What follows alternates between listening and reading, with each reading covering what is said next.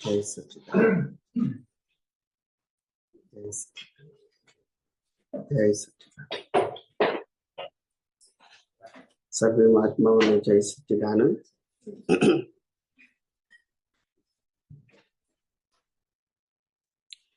સત્સંગ શિબિરનો આજે ત્રીજો દિવસ, થર્ડ ડે.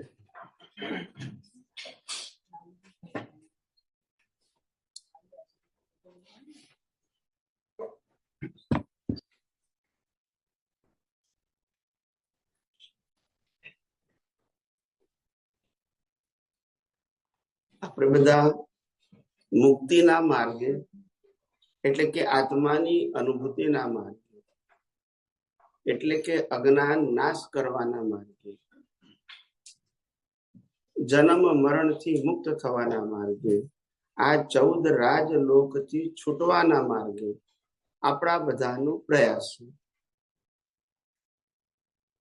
એ પ્રયાસની અંદર આપણા બધાનું કોમન પુરુષાર્થ શું છે કે આ 14 રાજલોકની અંદર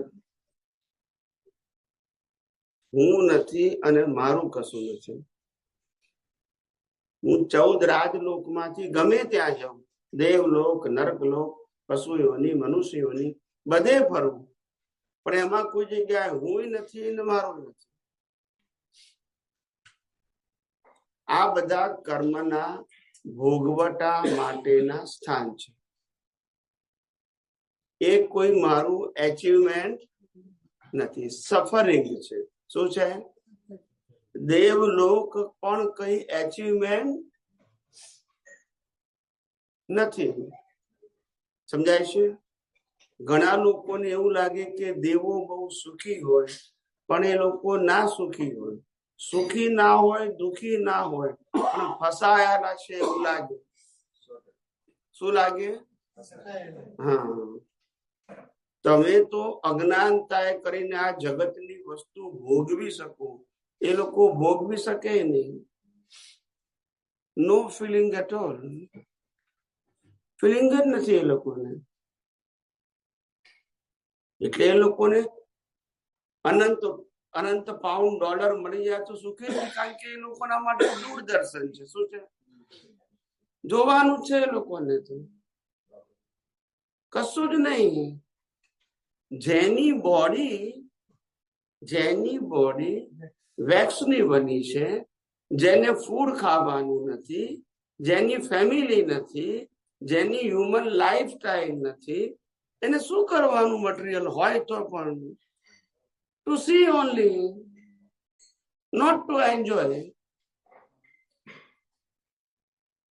અહીંના જીવો તો બુદ્ધિએ કરીને પણ એન્જોય કરી શકે, અજ્ઞાને કરીને પણ કરી શકે. એ લોકો ના કરી શકે. બોડી જ નથી એવું એ લોકો પાસે, એની ફેમિલી નથી. આપણે જેમ ફૂડ નહીં લેવાનું, વિચાર કરો. એટલે આ આખી 14 રાજલોકનું જે આખું પેકેજ છે, એ ખાલી સફરિંગ નું પેકેજ છે, એચિવમેન્ટ નું પેકેજ નથી. પ્રાપ્તિ નથી કશી. ત્યારે મનુષ્ય આ 14 રાજલોકની સાયકલમાંથી કઈ રીતે છૂટી શકે? તો કે 14 રાજલોકની અંદર જે કઈ પણ આખું પેકેજ છે, એનો ક્રિએટર, ઓપરેટર, ડિસ્ટ્રોયર કુદરત છે. ક્રિએટર, ઓપરેટર ને કુદરત છે. સમજાયું? હવે એ કુદરત જ એને ક્રિએટ કરે છે, ઓપરેટ બી કરે છે, ડિસ્ટ્રોય બી કરે છે. કારણ કે કુદરતનું છે અને લો પણ કુદરતનો છે. તમારો કોઈ દેવી દેવતાઓનો લો ચાલે? મનુષ્યનો કાનૂન ચાલે? એટલે કુદરતનો ચાલે છે કાનૂન. અને કુદરત એવું કે છે કે તમે આ એકેન્દ્રિયથી પંચેન્દ્રિયમાં આયા અને પછી મનુષ્ય ભાવમાં આયા, એ તમે કોઈ ગુનો નથી કર્યો, ગ્રો કર્યો છે, વિકાસ. જીવનો શું થયો? વિકાસ થયો. પણ મનુષ્યમાં આયા પછી માલિકી કરવા ગયા ત્યારથી માર ખાવાનું શરૂ થયું. હોવાથી માર નથી ખાતા, માલિકીથી માર ખાઈએ છે. ક્રિયાથી કર્મ નથી બંધાતા, કરતાપણાથી. ખ્યાલ આવ્યો? કર્મ ભોગવીએ છે, પ્રકૃતિ ભોગવે છે, એનાથી કર્મ નથી બંધાતા, પણ ભોગવટાપણાથી મેં ભોગવ્યું, તે ભોગવ્યું, એ પણાથી કર્મ બંધાય છે. અને દેહાધ્યાસથી કર્મ બંધાય છે. આ શરીર તે હું છું. આ કર્મ બંધાવા માટેના સામાન્ય કારણો છે, કોમન ફેક્ટર. આ કોમન ફેક્ટરમાં જ્ઞાની ભગવાન તો ખાલી એટલું જ કહે છે, આ બધાને કુદરતનું છે, કાનૂન પણ કુદરતનું છે, અને બધી અવસ્થાનું રો મટીરિયલ પણ કોનું છે? કુદરતનું છે. અવસ્થાનું ક્રિએટર પણ કોણ છે? કુદરત છે. તો તું કુદરતી રચના જો, તો કુદરતની એક્ઝામમાં તું પાસ થઈ જઈશ, અને નહીં જોવે તો પનિશ કરશે. હવે વિચાર કરો, તમે સમજણા થયા તે અત્યાર સુધી તમે ગમે એટલા શાસ્ત્રો વાંચ્યા હશે, ગમે તે ધર્મગુરુ પાસે ગયા હશો, ગમે તેના વિડીયો કે આ બધું તમે મોબાઈલમાં જોયું હશે કે ટીવીમાં જોયું હશે. બરાબર છે? કારણ કે અત્યારે તો વર્લ્ડ બધું કેવું છે? મુઠ્ઠીમાં છે. ખ્યાલ આવી ગયો? પણ તમે વિચાર કરો કે કોઈએ આ દુનિયામાં કુદરતી રચના ન જોવું એને ગુનો કહેવાય, અને કુદરતી રચના જોવું એને પાસ થવું કહેવાય. કોઈએ કીધું છે? હવે આ અઘરી વસ્તુ છે. આખી દુનિયામાં કુદરત શબ્દ પહેલી વખત આવ્યો છે. Presentation is important. શબ્દ તો બધા જ જાણે છે, શબ્દનું પ્રેઝન્ટેશન આ મિસિંગ લિંક હતી. અને માટે જે સરળ શબ્દ વાપર્યો છે અનુભવી જ્ઞાનીઓએ, તે આ સરળ શબ્દ કુદરતી રચના છે. એમાં વધારે ડિટેલિંગની જરૂર. બધાને નેચર શબ્દ ખબર જ છે. આ કે નવું નથી, પ્રેઝન્ટેશન મારું નવું છે. પણ most of the people they used to with the words nature, natural, આ બધા શબ્દથી તો આપણે પરિચિત છે, પણ એને આધ્યાત્મની અંદર પ્રેઝન્ટ કર્યો છે. That is art of presentation. ખ્યાલ આવ્યો? અને જ્યારે પ્રેઝન્ટ થઈ ગયો, સમજવામાં આવ્યો, ત્યારે બધાને ખ્યાલ આવ્યો કે વાત તો બરાબર છે, આપણી આ જ ભૂલ હતી. પણ આટલી નાની વાતને અત્યાર સુધીના રેકોર્ડમાં આપણે કોઈ દિવસ સાંભળ્યું નહીં કે કુદરતી રચના ન જોવું એ જ અજ્ઞાન, એ જ ગુનો, અને કુદરતી રચના જોવું એ ગુનાથી મુક્તિ છે. વિચાર કરો, અઘરું તો હતું નહીં ને. કિંમત દ્રષ્ટિની છે, અને દ્રષ્ટિ પાછળ રહેલા અનુભવની છે. અનુભવ વગર પ્રેઝન્ટેશન લાવો ક્યાંથી? એટલે ઘણા બધા મારે ભારત વર્ષમાં જયારે અમે બધા આખા ભારત વર્ષમાં જયારે વિચારીએ, ત્યારે સાધુ સંતો સંન્યાસીઓ આચાર્યો બધા મળે, ત્યારે લોકો વાત કરે કે તમે આ કુદરતી રચના શબ્દ મૂકી અને આધ્યાત્મને કેટલું સંક્ષિપ્ત અને ઈઝી કરી નાખ્યું. આટલી બધી ક્રિયાકાંડ, પુસ્તકો, શાસ્ત્રો, આમ કરો તેમ કરો, સારું છે ખરાબ છે, પુણ્ય છે પાપ છે, એ બધી માયા જાળમાંથી આ સિમ્પલ સાયન્સ મુક્ત કર્યા. એના લોડથી, શેનાથી? આપણે ક્રિયાથી કોઈને રિસ્ટ્રિક્ટ કર્યા, એના લોડથી. કારણ કે કરતા પણ એ લોડ હતું, ક્રિયા એ લોડ નતું. વસ્તુ હોવી એ લોડ નથી, માલિકી પણ એ લોડ છે. કર્મ ભોગવવા એ લોડ નથી. હું ભોગવું છું, તું ભોગવે છે, એ લોડ અજ્ઞાન લોડ છે. શરીર એ બોજારૂપ નથી. શરીર હું છું એ બોજારૂપ છે. હું છું તો ચલાવું છું એ હું ખ્યાલ આવ્યો. પણ શરીર પણ આપણું નથી, ચલાવતા પણ નથી. છેલ્લે શ્વાસ બંધ પણ આપણે અને રહેતું પણ આપણી પાસે નથી. કોઈ પણ એંગલથી શરીર આપણે છીએ એવું સાબિત થતું નથી. શરીર ચલાવવાની આપણી પાસે ફ્રીડમ છે એ પણ પ્રૂવ થતું નથી. તો જ્ઞાની ભગવંત તો એ જ કહેવા માંગે છે કે સમજ્યા પછી આપણે જયારે કોઈ વસ્તુ સાંભળીએ ને સમજીએ ત્યારે તો આપણને સહેલી લાગે છે. પણ તમે વિચાર કરો કે આટલા બધા શાસ્ત્ર જ્ઞાનની વચ્ચે, આટલા બધા ધર્મગુરુઓની વચ્ચે આ વાતને દુનિયા સમક્ષ પ્રેઝન્ટ કરવી અને દુનિયાના લોકોને એક્સેપ્ટ કરાવવી. ખ્યાલ આવ્યો? તમે વિચાર કરો કેટલું મોટું મિશન. દુનિયામાં એક વાત નવી કરી અને દુનિયાને એક્સેપ્ટ કરાવવી એ ઇઝી નથી. ટ્રેડિશનલ વાત તો બધા એક્સેપ્ટ કરે કારણ કે they are used to.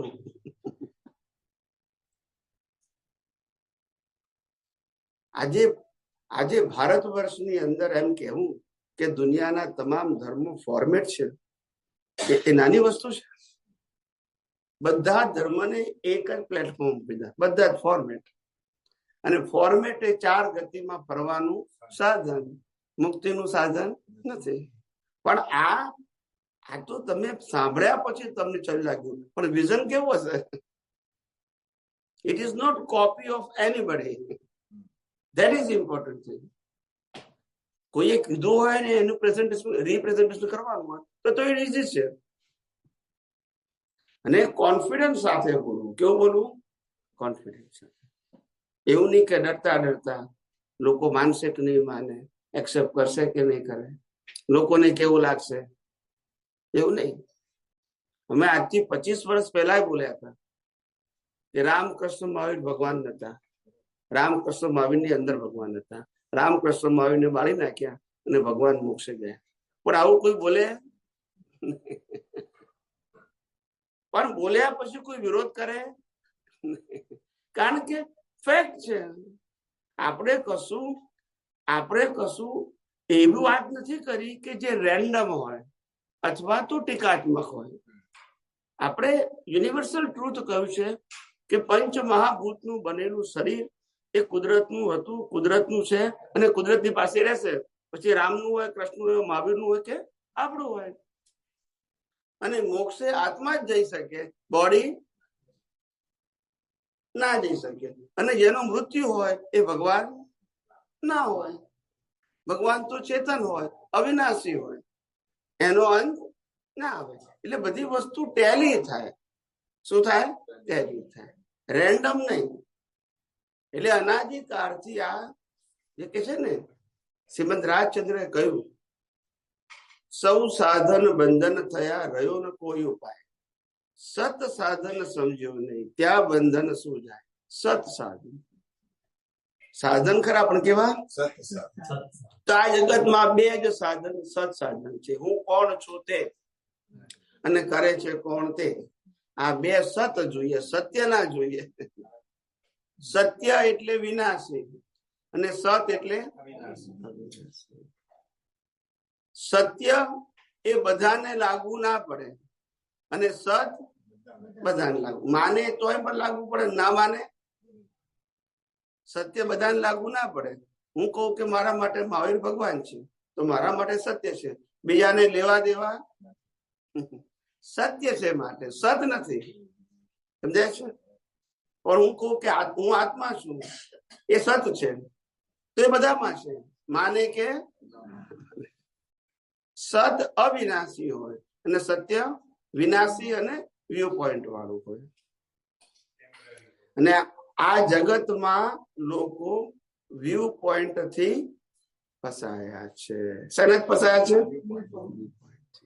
અને આ વિજ્ઞાન, કુદરત, કુદરતી કાનૂન અને કુદરતી રચના, આ દ્રષ્ટિમાં ફિટ થવાથી અને એ દ્રષ્ટિનો ઉપયોગ કરવાથી બધા જ રિલેટિવ સત્યરૂપ પઝલ ડિઝોલ્વ થઈ ગયા છે. પછી પઝલ રહેતો નથી. They dissolve all kind of relative and temporary puzzle because actually there is no puzzle at all, but you accept the relative viewpoint as a universal truth so that they create the puzzle. Otherwise there is no puzzle. Everything is circumstances, just pass away. Don't touch. So don't touch. Then there is no problem. But when you touch it, they create the problem, confusion, puzzle, everything.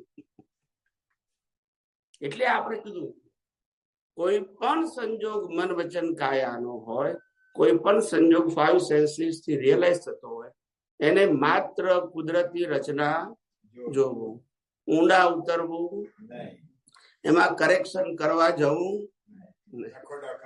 ના કરવું. એમાં correction કરવું એ જ ડખો.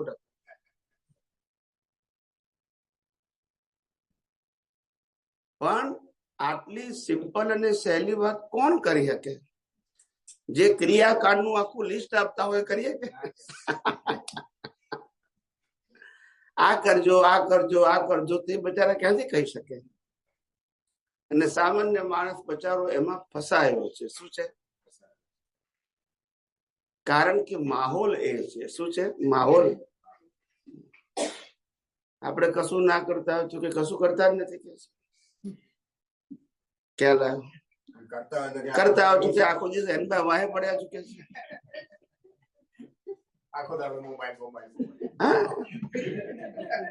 ખ્યાલ ને mobile ના આવો તો કે તમે આટલા મોબાઈલ રાખતા નથી કે તકલીફ. અમારે ઇન્ડિયામાં તો ઝાડુ વાળા પાસે હોય, ખરેખર કહું છું, અને કાનમાં નાખીને સાંભળતા હોય ઝાડુ વાળા. રિયલી ઇન્ડિયામાં હવે એની કોઈ વેલ્યુ નથી, કોઈ વેલ્યુ. શાકભાજી વાળા બધા પાસે, અરે બેગર પાસે હોય ને, ખરેખર કહું છું, બેગર પાસે. હવે તમે એમ કોઈ છૂટા નથી તો કે સ્કેન કરી દો, પછી મોબાઈલ ટુ મોબાઈલ, પૈસા નહીં. રિયલી પણ આવું બને છે. પેલું કે I forgot my wallet, it's okay, can you send me on my laptop, scan કરીને સેન્ડ કરી દો. ડિજિટલ કેવું કર્યું? પણ આ બધી વસ્તુ આપણને સાયન્સ સમજવામાં હેલ્પફુલ થાય. ડિજિટલ નો મતલબ થાય નથિંગ ફેક્ટ, ઓનલી ઇલ્યુઝન. શું છે? આંકડાની માયા. લખ્યું હોય નીચે 1 મિલિયન પાઉન્ડ, ઉપર તમારું નામ હોય, એટલે તમને લાગે મારા છે. નામ બદલાઈ ગયા તો જો બોલતા નથી. નામ અને નામની માયા છે ને, આ સમજવાનું છે. રિયલી આ જેટલી ટેકનોલોજી આવે છે ને, એ તમને આ સાયન્સ સમજવામાં બહુ હેલ્પ કરશે.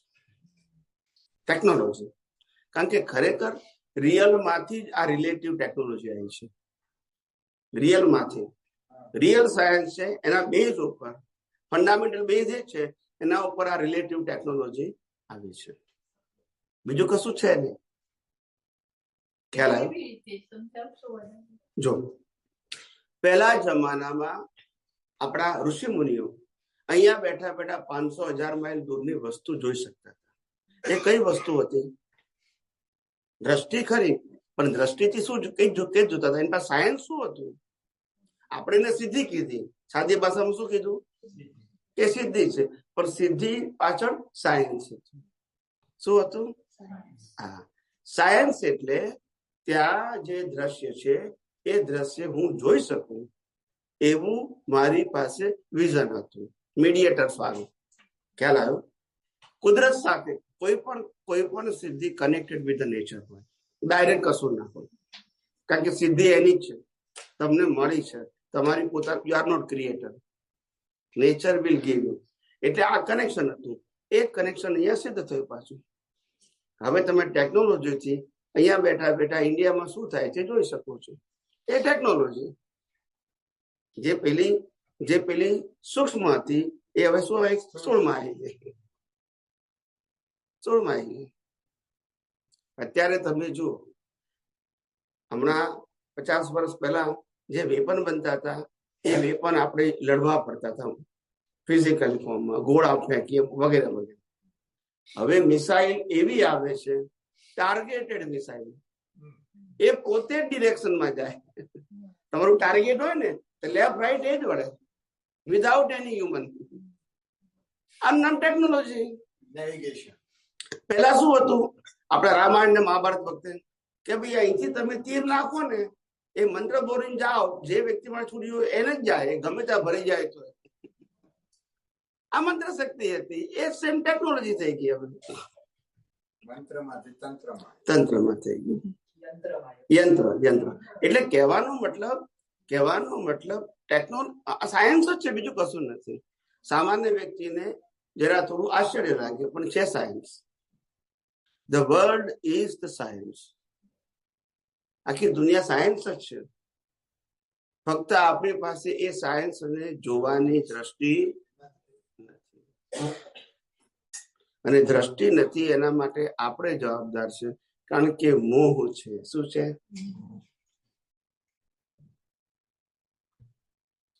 એ મોહને કારણે ફેક્ટ દેખાતું નથી, ફ્રિક્શન દેખાય છે. ઇન્દ્રિય, હમણાં એક મહાત્માએ પ્રશ્ન પૂછ્યો હતો કે યુનિવર્સલ ટ્રુથ અને રિલેટિવ ટ્રુથમાં ડિફરન્સ શું છે જોવામાં. મેં કહું, ઇન્દ્રિયોથી દેખાય બધું રિલેટિવ ટ્રુથ છે. આ 5 સેન્સીસથી જે પણ રિયલાઇઝ થાય એ બધું રિલેટિવ ટ્રુથ. અને યુનિવર્સલ ટ્રુથ તો વિઝનથી દેખાય, સાયન્ટિફિક વિઝન. એમને ના દેખાય, એ છે પણ એને જોવાની દ્રષ્ટિ જોઈએ. એ આંખોથી ના દેખાય. એટલે પેલા બધા કહેતા હતા ને કે બધામાં શુદ્ધાત્મા જુઓ, તો કેમ નહીં જોવે? પણ આંખોથી તો ચંદુલાલ જ દેખાય. હા, પેલા કે શુદ્ધાત્મા, પણ જોવા કેમ ના? તો કે છે એ દ્રષ્ટિનો વિષય છે. કયો વિષય છે? એ આંખોનો વિષય નથી.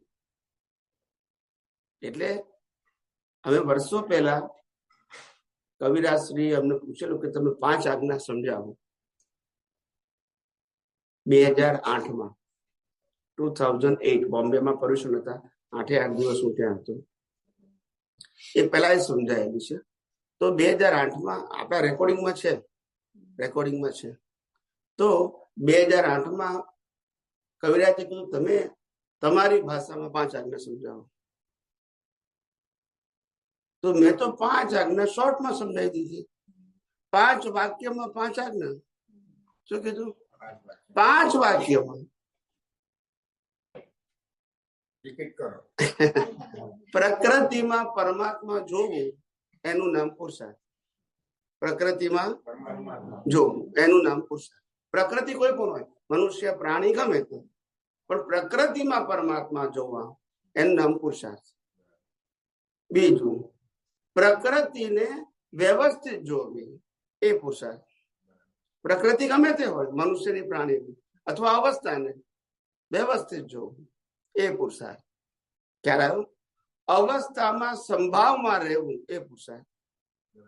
રાગ પણ નહીં અને ખ્યાલ આવ્યું. અને આ 4 આજ્ઞાનો પુરુષાર્થ એ શુદ્ધાત્માનો ચોપડો. આવી રીતે હું કહેતો હતો. પેલું સત્સાધન નતો બોલતો, એ વખતે નતો બોલતો. એટલે મેં આ રીતે સમજાયેલું તે વખતે. આપણા યુટ્યુબમાં હશે સત્સંગ જૂના, 2008 છે. એટલે વિઝન તો આ લઈને આવેલા હતું જ. અમે તે વખતે ક્રિયાની વાત નથી કરી. એવું તો ક્રિયાની વાત નતા કરતા હતા, પણ જયારે આવું સમજાવવું આવે ત્યારે આ વિજ્ઞાન જ કહેતા હતા. રિલેટિવમાં પછી સામાયિક પ્રતિક્રમણની વાત કરીએ, કીર્તન ભક્તિની વાત કરીએ, આરતીની વાત કરીએ, ચરણ વિધિની વાત કરીએ, બધી કરતા હતા.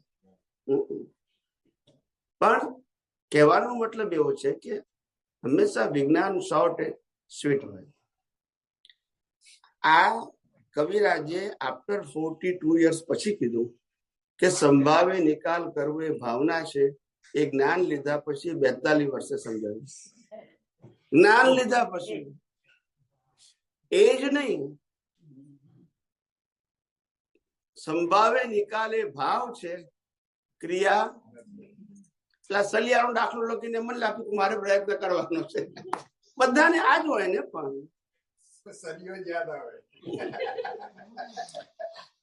એટલે આવું હતું. કારણ કે સંભાવે નિકાલ કરવો એને તમે ક્રિયામાં લઈ જાઓ તો પછી અવસ્થા માત્ર કુદરતી રચના બોલાય નહીં. તમારા પુરુષાર્થથી ચાલે છે એવું કેવાય અવસ્થા. સંભાવે નિકાલ કરવો એ ભાવના છે, ક્રિયા નથી.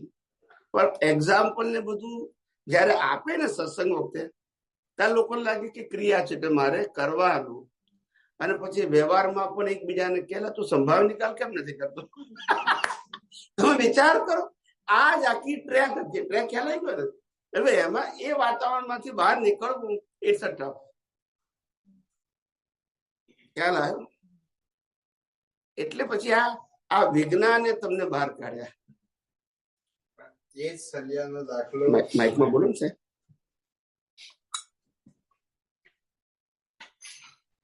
એ સલિયાનો દાખલો આજે આ વિજ્ઞાન દ્રષ્ટિ મળી તો પાછો ફિટ થાય કે રાગદ્વેષ ના કરશો. એ જે સંભાવે નિકાલમાં એમણે સ્થૂળમાં દાખલો આપ્યો. વિજ્ઞાન દ્રષ્ટિ મળ્યા પછી સમજાય કે એનું એસેન્સ આને રિલેટેડ છે. એટલે આપણે દાખલાને મૂળ સ્વરૂપે નથી જોવાનું, ખાલી એક્ઝામ્પલ તરીકે જોવાનું છે. આ વિજ્ઞાન દ્રષ્ટિ અપ્લાય કરો. પણ આપણે કેટલું સરળ, સંભાવે નિકાલ કરવો એટલે કુદરતી રચના જોવું. શું જોવાનું? કુદરતી રચના એ સંભાવ, માલિકી ભાવની, કર્તા ભાવની, ભોગતા ભાવની ને દયાદયાસની. કુદરતી રચના જોવું એ જ સંભાવે નિકાલ. અને માટે આપણે આ વિજ્ઞાનમાં સામાયિક પ્રતિક્રમણ ને અતિક્રમણ કોને કહેવાય? સામાયિક પ્રતિક્રમણ અને અતિક્રમણ કોને કહેવાય? વિજ્ઞાનમાં એકદમ સિમ્પલ કરી નાખ્યું. સ્વમાં રહેવું તે સામાયિક, પરને કુદરતી રચના જોવું તે પ્રતિક્રમણ, અને ન જોવું તે અતિક્રમણ. It's simple. ગોળ ગોળ લાંબુ લાંબુ બિલકુલ જરૂર નહીં. કેટલું શોર્ટ એન્ડ સ્વીટ. વધારે પડતું બુદ્ધિનો ઉપયોગ જરૂર જ નથી. બોલો. બીજો શબ્દ એક બહુ કોમન હતો બધા માખનામાં, ફાઇલ. તો એ અહીંયા ઉડી ગયો. ફાઇલ છે, કામની હોય કે વ્યક્તિની હોય, પણ ફાઇલ છે. એ બધું ક્લિયર થઈ ગયું કે એ ફાઇલ શબ્દ જ્ઞાની પુરુષ દાદા ભગવાને આપ્યો તો શબ્દ. At that time it is okay because the people they are not understand to science. અને એ વખતે એમને પ્રેઝન્ટ નતું કર્યું એટલે પછી તો આ એમને સબસ્ટિટ્યુટ તરીકે આપ્યું છે કે ફાઇલ નો મતલબ જુદા, એમ એ સેન્સમાં આપ્યો હતો. પણ પછી ફાઇલ નો સંભાવે નિકાલ કરવો એ બધું જે આવ્યું ને પછી બધા ગૂંચાઈ ગયા. પછી એટલે આપણે તો આ પ્રકૃતિને પણ અવસ્થા કીધી. શું કીધું? ફાઇલ નહીં. શું કીધું? અને અવસ્થા માત્ર કુદરતી રચના. ફાઇલ કહેવાની જરૂરત ક્યાં છે? આ બધી જ પ્રકૃતિ એ કુદરતી રચના છે. પણ પેલું શું હતું કે સાયન્સના ઓપ્શનમાં આપેલું ને કે નથી સમજી શક્યા માટે આ સબસ્ટિટ્યુટ આપ્યું હતું. એટલે ધેટ ઇઝ ઓકે, સબસ્ટિટ્યુટ. અને દાદા ભગવાન કહેતા હતા ખરા કે આ તો ડાયવર્ઝન છે. આ રેગ્યુલર ધોરી માર્ગ આ બધું એમને કીધેલું છે. પણ હવે એ વખતે કેટલા લોકો એને સમજી શકે એ મોટો પ્રશ્ન હતો. કારણ કે એ શબ્દોથી રંગાઈ ગયેલા. શું થઈ ગયા? રંગાઈ ગયેલા. એ શબ્દો પાછળ રહેલું જે સાયન્સ છે ત્યાં ગયા નહીં. બધાને એવું હતું. વેદાંતમાં સાયન્સ છે, આગમમાં સાયન્સ છે, ગીતામાં સાયન્સ છે. પણ તમે એના એ શબ્દો રિપીટ કરો તો શું થાય? ના જ પહોંચાય ને. મર્મ વાળો મર્મ ક્યારે કહેવાય કે એને સાર કાઢીને દુનિયા સમજ કહો ને દુનિયા એક્સેપ્ટ કરે કે ના આ વાત હવે આ રીતે સમજવી સહેલી છે, તો એને સાર કાઢ્યો કહેવાય. સમજાય છે ને? એટલે જેમ જેમ આ સાયન્સ મેં પહેલા શું કીધું કે વર્લ્ડ ઇઝ ધ સાયન્સ. આ દુનિયા સાયન્સ જ છે. તમારે ખાલી સાયન્ટિફિક દ્રષ્ટિને કેળવવાની છે. સાયન્સ થી બહારથી લાવવાનું નથી. એ શબ્દ પણ નથી. શું નથી? શબ્દ તો પ્રેઝન્ટેશન માટે છે. એ તમારી દ્રષ્ટિ બની જવી જોઈએ. જ્યાં જ્યાં નજર મારી થરે ત્યાં સાયન્સ જ દેખાવું જોઈએ. હું દ્રષ્ટિની વાત કરું છું, ઇન્દ્રિય જ્ઞાનની વાત નથી કરતો. આંખથી શું દેખાય એ કહેતો, હું દ્રષ્ટિની વાત કરું. દ્રષ્ટિમાં સાયન્સ હોવું જોઈએ. અને સાયન્સ નો મતલબ universal truth, not view point of any person. Shrimad રાજચંદ્રએ આ પ્રોસેસિંગ કીધું. બોલ્યા શ્રીમદ રાજચંદ્ર, હું કોણ છું, ક્યાંથી થયો, શું સ્વરૂપ છે મારું ખરું, કોના સંબંધે વળગણા છે, રાખું કે પરહરું, એ પ્રાપ્ત કરવા વચન કોનું, સત્ય કેવળ માનવું, નિર્દોષ નરનું કથન માનું, તે જેણે અનુભવ્યું, તે પ્રાપ્ત કરવા વચન કોનું, સત્ય કેવળ માનવું. એટલે આ પ્રેઝન્ટની વાત કરું છું. પછી કીધું છેલ્લું વાક્ય, રે આત્મ તારો શીઘ્ર એને ઓળખો, સર્વાત્મમાં સમદ્રષ્ટિ જો, આ વચન ને હૃદય ધરો. શું કીધું? સર્વાત્મમાં સમદ્રષ્ટિ. સર્વ શરીરમાં સમદ્રષ્ટિ નથી કીધું. સર્વ આત્મામાં. આત્મા બધા સરખા છે, શરીર સરખા. એટલે શરીરને જોવો તારે કુદરતી રચના, ને આત્મા તો સરખા જ છે. એટલે જ્ઞાની પુરુષના, અનુભવી જ્ઞાની પુરુષના એક એક શબ્દો પરફેક્ટ હોય, પણ આપણને સમજાવવા એ ક્યારે રેન્ડમ ના બોલ્યા હોય, જબરજસ્ત બોલ્યા. આપણો આશય એમના આ શબ્દો દ્વારા એમની જે પરિસ્થિતિ છે એનું મંથન કરવા. Yes yes yes. Shrimad Rajchandraji એક વાર બહુ સરસ કહેલું. કોઈ જગ્યાએ પ્રવચન ચાલતું હશે એમનું, કોઈના ઘેર કે વોટ એવર ઇટ ઇઝ, તો એક ભાઈએ પ્રશ્ન પૂછ્યો હતો કે આપણે બધા ધર્મને પામ્યા છીએ, એટલે હું આત્મા છું એવું તો આપણે બધા સમજીએ છીએ, અને આત્મા કેવો છે, ગુણો વાળો, એ પણ આપણને ખબર છે. પણ આપણે ખુદ આત્મા હોવા છતાં આત્માની અનુભૂતિ કેમ થતી નથી? આત્મા જ છીએ, એક સ્વીકાર્ય છે. આત્માના ગુણો શું છે તે ખબર છે, પણ પ્રશ્ન ખાલી અનુભવ કેમ થતો નથી. શું કીધું? અનુભવ કેમ થતો નથી? ત્યારે શ્રીમદ રાજચંદ્રજીએ કહ્યું કે અત્યારે જે કંઈ પણ અનુભવ થાય છે એ પણ એની હાજરીને કારણે છે. જે કંઈ થતો હોય, પણ અત્યારે એની હાજરીમાં જે અનુભવ થાય છે એ તમારી રોંગ બિલીફ થી થાય છે. શેનાથી થાય છે? You change your belief only, not circumstances. તમે દ્રષ્ટિ જ બદલો, દ્રશ્ય બદલવાનું કેટલી સિમ્પલ વાત તે વખતે કરી હતી. એમણે આપે કીધું ને, દાદાએ કીધું દ્રષ્ટિ દ્રષ્ટામાં પડે તો પછી આ કુદરતી રચના દેખાય. દ્રષ્ટા, that's where we have to. દ્રષ્ટા એટલે આત્મા. આત્મા. દ્રષ્ટિ એટલે વિઝન, અને દ્રષ્ટા એટલે આત્મા. ક્યાં દ્રષ્ટિ દ્રશ્યમાં હોય, ક્યાં દ્રષ્ટિ દ્રષ્ટામાં હોય. દ્રષ્ટામાં છે તો મોક્ષ છે, અને દ્રષ્ટિમાં છે તો સંસાર છે.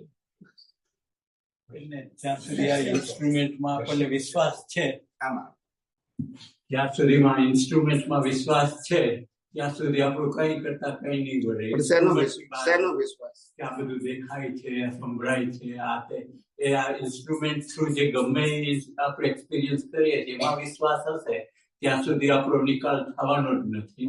એટલે આપણને આપણને શું છે કે સંજોગ આવે ને ત્યારે ખબર પડે છે કે આ fridge, washing machine, light, tube light, heater એ બધાની વેલ્યુ ત્યારે છે કે પાવર આવે છે. એટલે પાવર ના આવે ત્યારે ખબર પડે કે આની વેલ્યુ શું છે. જે બોલતા નથી બરોબર. એ પાવર એટલે આત્મા, આત્મા નથી તો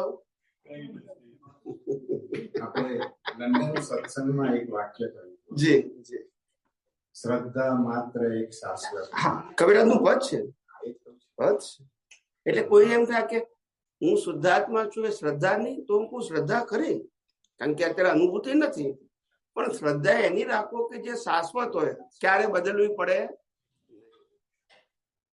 કવિરાજે પદ્મા લખ્યું, શ્રદ્ધા એક માત્ર શાશ્વત ની રાખી. એટલે આપણે અત્યારે હું શુદ્ધાત્મા છું તે શ્રદ્ધા, ને બાકી બધું કુદરતી રચના છે તે શ્રદ્ધા, પણ શાશ્વત નહીં. એ ક્યારે બદલાશે? નેક્સ્ટ બર્થમાં પણ બદલાશે, શાશ્વત નહીં, પરમેનન્ટલી. ભલે અનુભવ થતા વાર લાગે, પણ જ્ઞાની પુરુષ કહે છે ને તે પ્રમાણે વારંવાર કહે છે કે શબ્દ જ્ઞાનથી નિવેડો અનુભવ જ્ઞાન. એ શબ્દ જ્ઞાન થી અનુભવ સુધી પહોંચવાનું છે. શબ્દ જ્ઞાન માધ્યમ છે, પણ શબ્દ જ્ઞાન અલ્ટિમેટ એટલે કવિરાજે એક વાક્ય ગાયું કે જેની વ્યાખ્યા નથી શબ્દ માહી, તે ભગવાન રહસ્યાત્મા. આ રહસ્ય કોણ બતાવી શકે? રહસ્ય જેની વ્યાખ્યા નથી. એટલે આખું આ જે વર્તમાન જીવન છે, એ જીવનનું રહસ્ય એ છે કે આત્માની હાજરી છે, નહીં તો કોઈ રહસ્ય. પણ આપણને એ આત્માની હાજરીમાં જીવનના સંજોગો રહસ્યમય લાગે છે અને એમાં ફસાયા છે આપણે. શું છે? ફસાયા છે.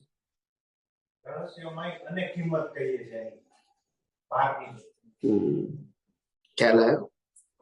કારણ કે રહસ્ય કેવા લાગે માણસને કે એમ થોડું અસામાન્ય કામ કર્યું હોય એટલે એને રહસ્ય લાગે. ઓછી બુદ્ધિથી વધારે પૈસા કમાયા હોય, ડિફિકલ્ટ કામ એકદમ સરળતાથી કરી નાખ્યું હોય. ખ્યાલ આવ્યો? કોઈને ફર્સ્ટ ક્લાસ ગાઈડન્સ આપ્યું હોય, એને એનું જીવન કે અથવા પ્રોબ્લેમ કોઈ સોલ્વ થઈ ગયો હોય, તો આપણને રહસ્ય લાગતું હતું. ત્યારે કુદરત કે આ રહસ્ય નથી, આ સંજોગ છે. શું છે?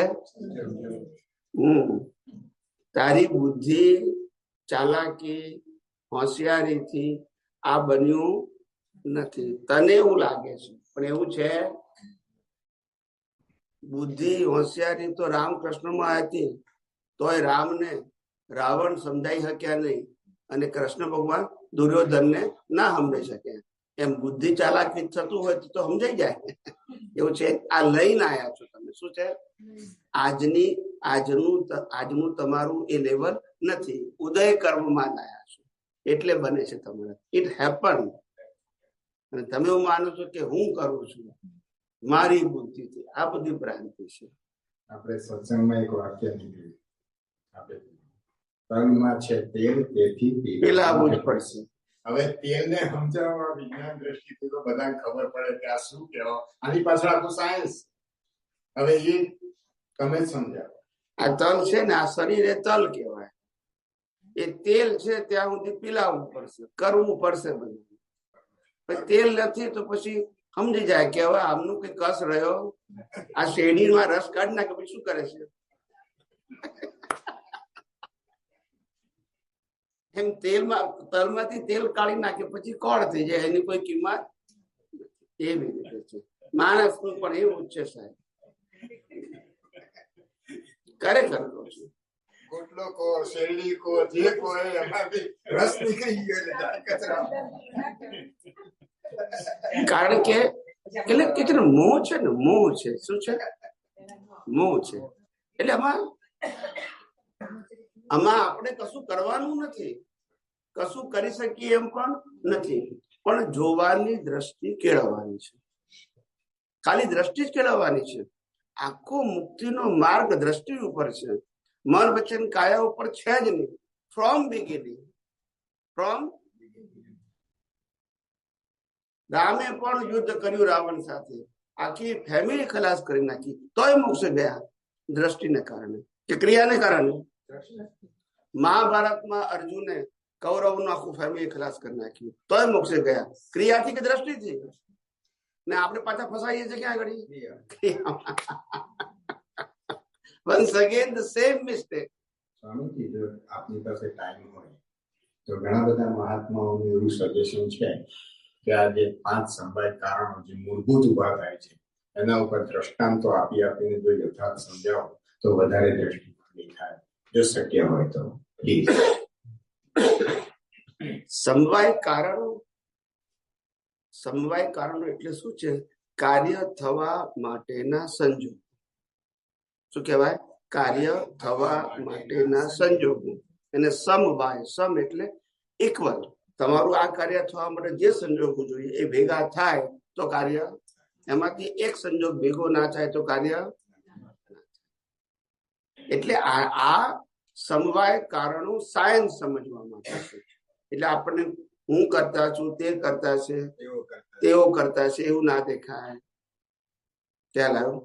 મેં મેળવ્યું, તે મેળવ્યું, મેં ગુમાવ્યું, તે ગુમાવ્યું ના થાય. કારણ કે બધું સમવાય કારણથી છે. બનવું તે પણ, મળવું તે પણ, જતું રહેવું તે પણ, જન્મવું તે પણ, મરવું તે પણ, બધું સમવાય કારણો છે. એ સમવાય કારણો ન દેખાવાથી આપણને આ બધા પઝલ ઉભા થાય છે. એટલે પહેલું દ્રવ્ય. દ્રવ્ય એટલે શું?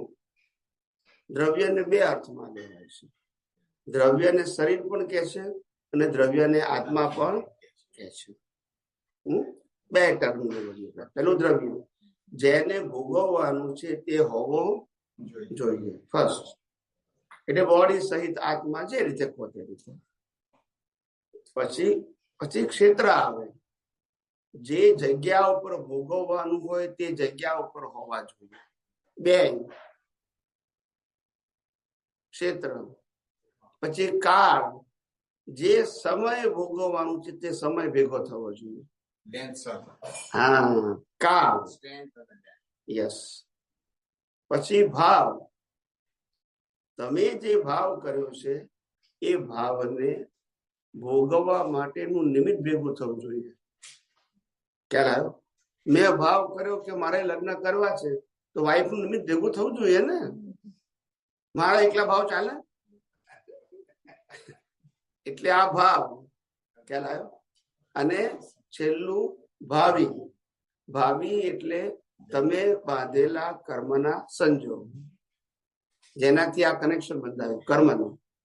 આ બધું જ સિક્વન્સ ભેગી થાય. શું થાય? બંને પક્ષે. શું કીધું? બંને પક્ષે. ત્યારે કાર્ય એક પક્ષથી ના થાય.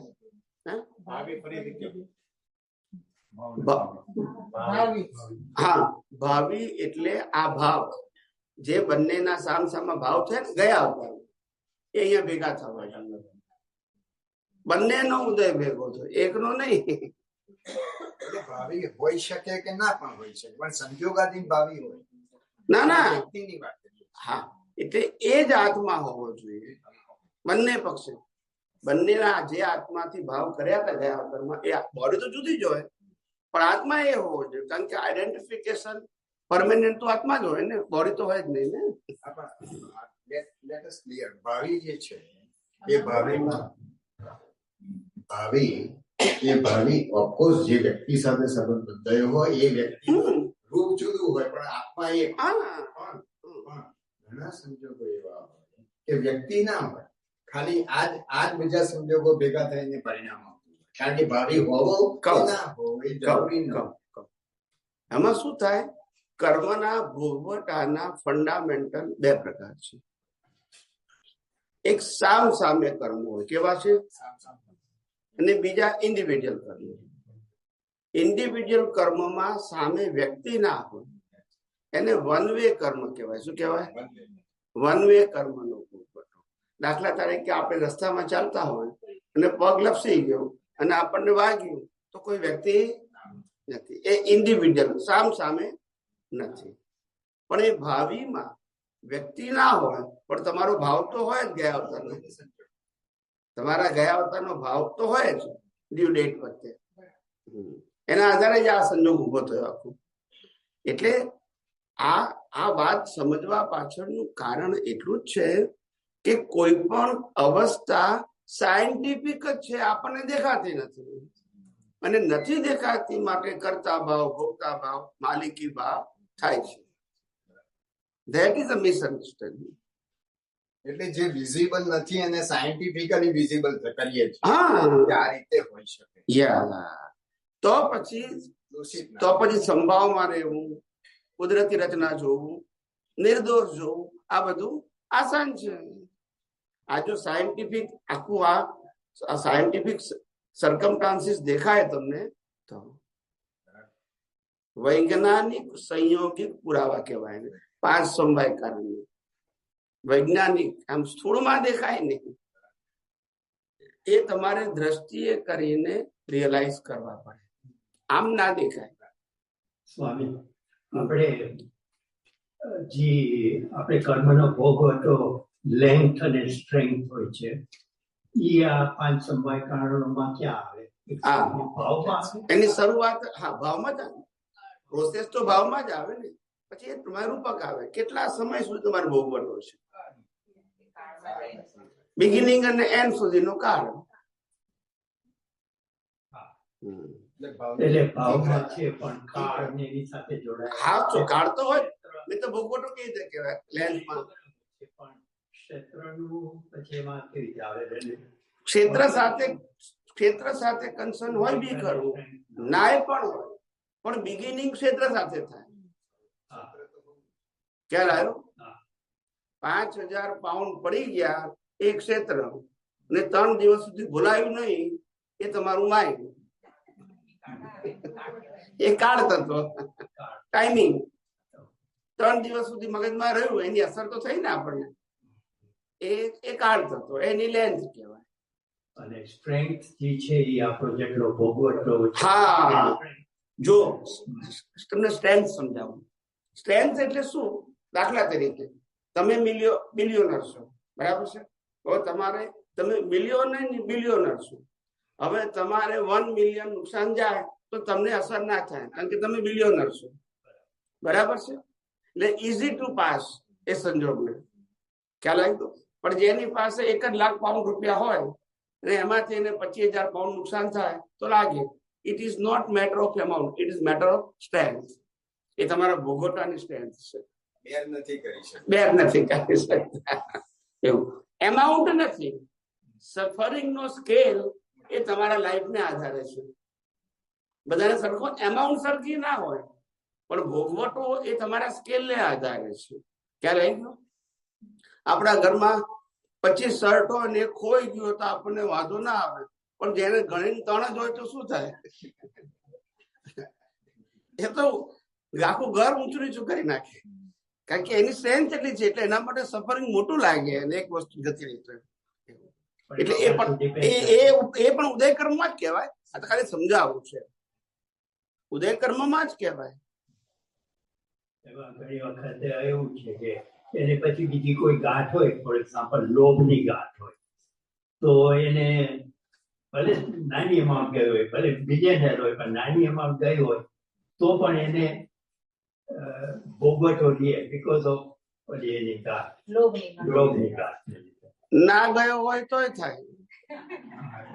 આ સ્ટોક માર્કેટ ઊંચું નીચું થાય ને તો એને થાય ઊંચું નીચું, ભલે કશું નથી, ટ્રાન્ઝેક્શન કર્યું જ નથી તોય થાય.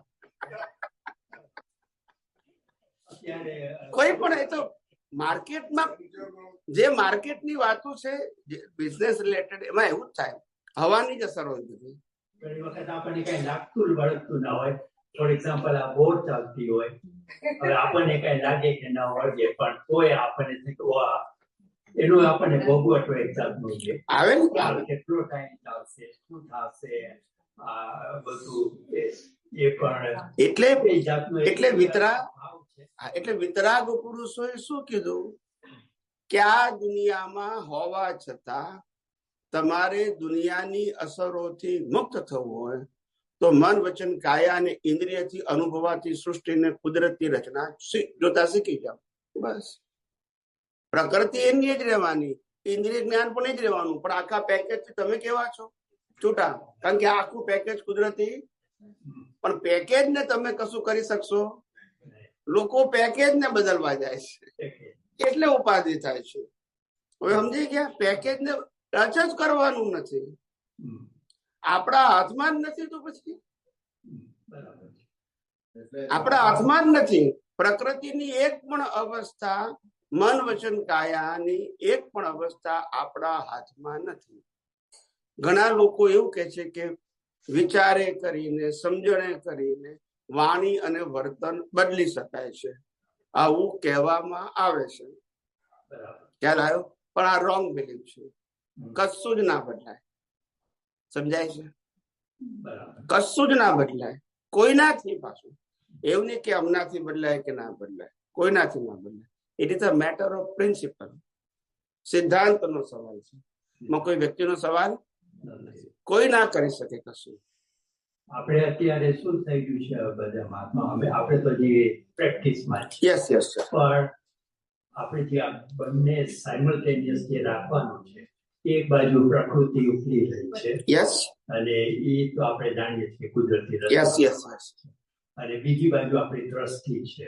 યસ, શુદ્ધાત્મા છું તે. હા, કે શુદ્ધાત્મા છું. યસ, હું શુદ્ધાત્મા છું અને આ કુદરતી રચના. આ બે જ્ઞાન ની દર્શન ની દ્રષ્ટિએ સાયમલ્ટેનિયસલી રાખવું એ જરા તકલીફ એટલા માટે પડે છે કે જો દ્રષ્ટિમાં રાખવા જાય છે તો એમ થાય છે કે હજી આપણી આ પ્રકૃતિ સાથે કેમ પ્રકૃતિ હજી નથી ચેન્જ થતી.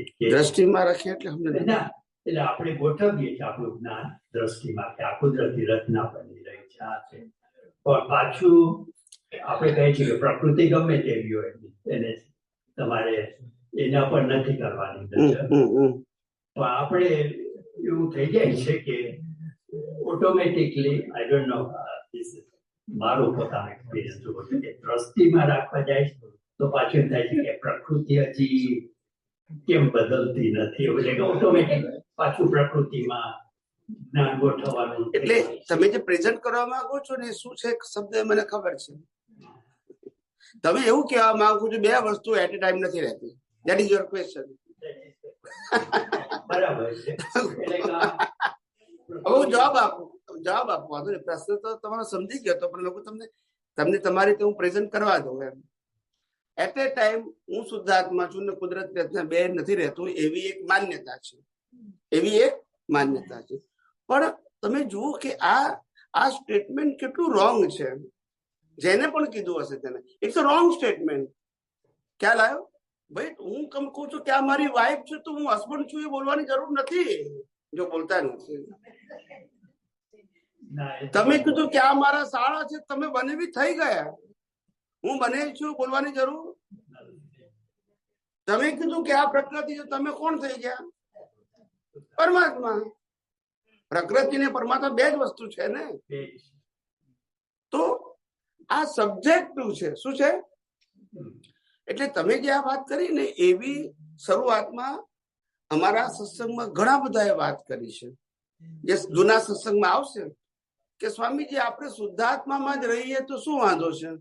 આપણે કુદરતી પ્રકૃતિમાં ક્યાં ઊંડા ઉતરવાની જરૂર છે? અથવા કુદરતી રીતના જોવાની પણ ક્યાં જરૂર છે? કે છ તત્વની બનેલી છે, કુદરતી કાનૂન છે, એવું ક્યાં સમજવાની જરૂર છે? બસ હું શુદ્ધાત્મા છું. આવું મને બહુ પ્રશ્ન પૂછે, કારણ કે કેટલાક શાસ્ત્રો એવા છે કે જેની અંદર એકાંતિક વાતો છે. એકાંતિક ખ્યાલ આવે ને? કાનજી સ્વામીમાં પણ છે, વેદાંતમાં પણ છે. એટલે અત્યારનું મૂળ પુરુષે નહીં કીધું હોય અત્યારના પ્રેઝન્ટેશનની વાત કરું છું. આવો બસ શુદ્ધાત્મામાં રહો. પણ મેં કીધું કે fundamentally you not stuck in a શુદ્ધાત્મા, you stuck in a relative world. તો તમે જ્યાંથી સ્ટક થયા છો ત્યાંથી બહાર નીકળો ને. શુદ્ધાત્મામાં સ્ટક થયા? શુદ્ધાત્મા તો છો. ત્યારે મારે આ કેવું પડ્યું. અને બીજું, જૈન ધર્મમાં પણ કહેવામાં આવે છે કે પહેલું દર્શન હોય, પછી કોઈને કેવળ દર્શન વગર કેવળ જ્ઞાન ના થાય. એટલે પહેલું આત્મા સિવાય બધું જ કુદરતનું છે, કુદરતી રચના છે, સમજવું પડશે. ત્યારે અજ્ઞાન શું થશે? અને આત્મામાં તો અનંત જ્ઞાન છે, એને જ્ઞાની બનાવવાનો નથી. ખ્યાલ આવ્યો? પણ આ અજ્ઞાન ઝીરો નહીં થાય ત્યાં સુધી આત્માનો અનુભવ નહીં થાય. અને એને સમજવા માટે મેં એક્ઝામ્પલ આપ્યું હતું કે દાખલા તરીકે એક વ્યક્તિ પાસે 1 મિલિયન પાઉન્ડ છે, બેંકમાં પડ્યા છે, એના નામનું જ એકાઉન્ટ છે, પણ એને 20 વર્ષની જેલ થઈ. કેટલા વર્ષની? હવે જેલથી બેંક તો અડધો માઇલે નથી દૂર, પણ એ 1 રૂપિયો વાપરી શકતો એના નામે છે. તોય તો પ્રશ્ન પૈસાનો છે કે પ્રશ્ન જેલમાં છે? એ છે. તો અત્યારે મારો પ્રોબ્લેમ પૈસા ભેગા કરવા એ છે કે જેલમાંથી છૂટવું હોય છે? હવે સમજી ગયા? તો આપણે આ અજ્ઞાન રૂપી સંસારની જેલમાંથી છૂટીએ તો અનંત શક્તિ વાળા આત્માનો અનુભવ. That is important thing. એટલે મેં કીધું કે હું શુદ્ધાત્મા છું, તે લક્ષ્ય જ રાખવાનું છે.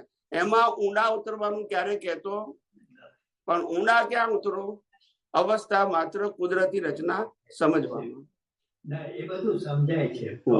ભાવ કહેવાનું શું છે? પોઈન્ટ ઇઝ કે જે આ કુદરતી રચના જોઈએ છે અને એક બાજુ પ્રકૃતિ છે, એટલે બે પ્રકૃતિને જ કુદરતી રચના જોવાની છે ને. પ્રકૃતિને જોવાની. હા, તો પ્રકૃતિને જ કુદરતી રચના જોવાની છે ને, જેવી છે બની રહી છે પ્રકૃતિ.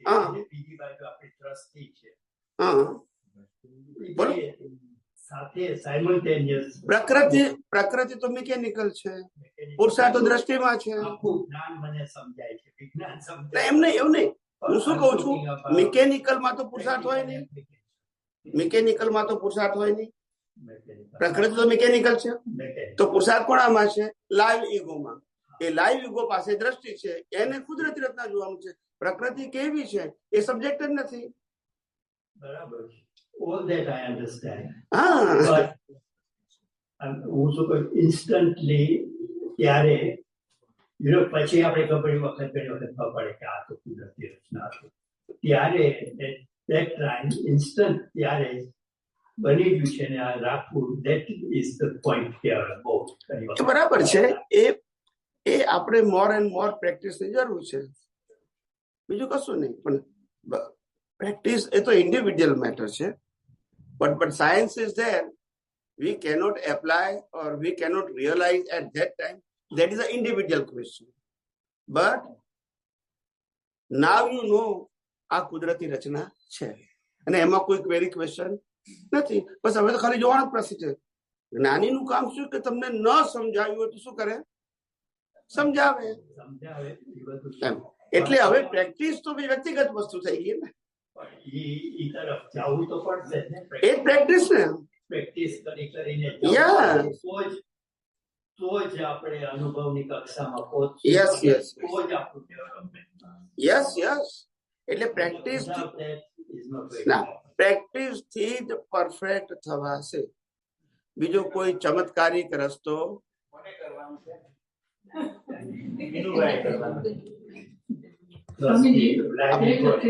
જય સચિદાનંદ. હા, બોલો. સામાયિક કારણ સમજાયું. એમાં દ્રવ્ય કર્મ 2 જાતના હોય છે. સમજાવશો પ્લીઝ? દ્રવ્ય કર્મ,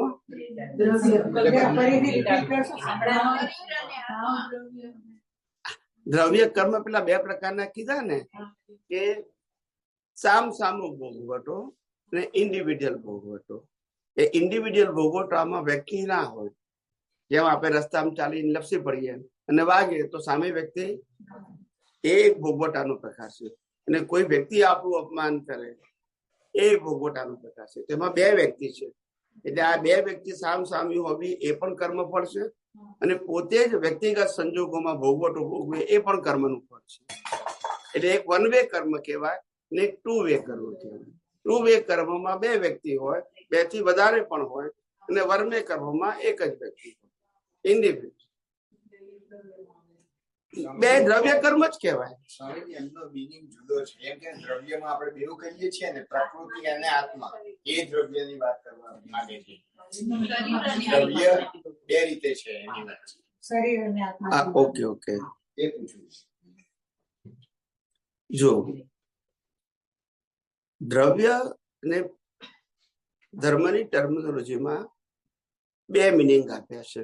શરીરને પણ દ્રવ્ય કહે છે અને આત્માને દ્રવ્ય કહે છે. શરીરને ભોગવટા માટે દ્રવ્ય કહે છે, શરીર વગર ભોગવટો ના હોય.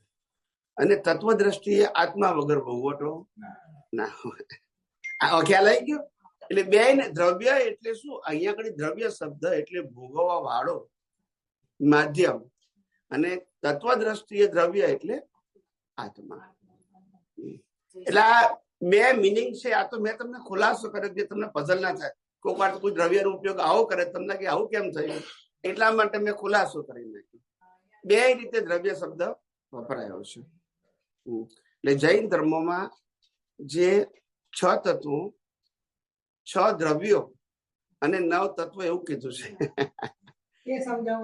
ના, હવે જરૂર નથી. હવે બધું આજુ બધું ઊભું થશે. એ બધું જરૂર નથી. તારે નહીં, તમારે હા બ્રેક લેવું. હા, હવે આ પદમાં કઈ ના સમજાતું હોય તો પૂછો, પછી નવા પ્રશ્ન લઈએ. આ પદ આખું ગાયું.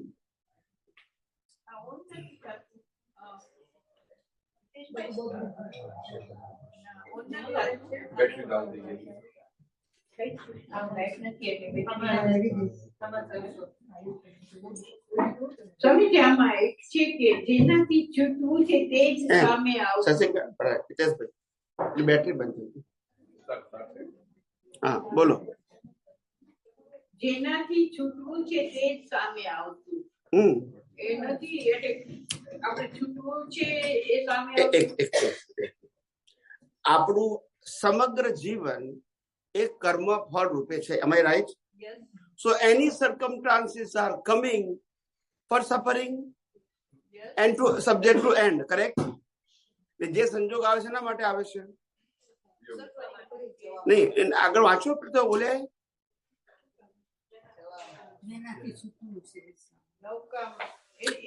અરે એ તમે વાક્ય બોલે રિપીટ કરો તો એ સામે આવે છે ને. આપણે સામે આવે છે એને તો કુદરત ત્યાં જોવાનું છે ને, ઉભું કરીને ક્યાં જોવાનું છે? જે સામે આવે છે એનાથી તો છૂટવાનું છે, વિધાઉટ રાગ દ્વેષ. હવે એ સામે આવ્યું એને ના છૂટ્યા તો પાછું બંધાયું. દે ક્રિએટ ધ ન્યુ કોઝ. સામે આવે છે, આપણે ઉભા ક્યાં કરવાના છે? સંજોગો, સંજોગો તો કુદરત આપે છે ને હિસાબ પ્રમાણે. એ આપણા સામે આવે છે, આપણે બોલાવતા, અને એ છૂટવા માટે આવ્યા છે. એના માટે વે ટુ એન્ડ. પણ પછી આપણે રાગ બસ કરી એટલે પાછા નવા.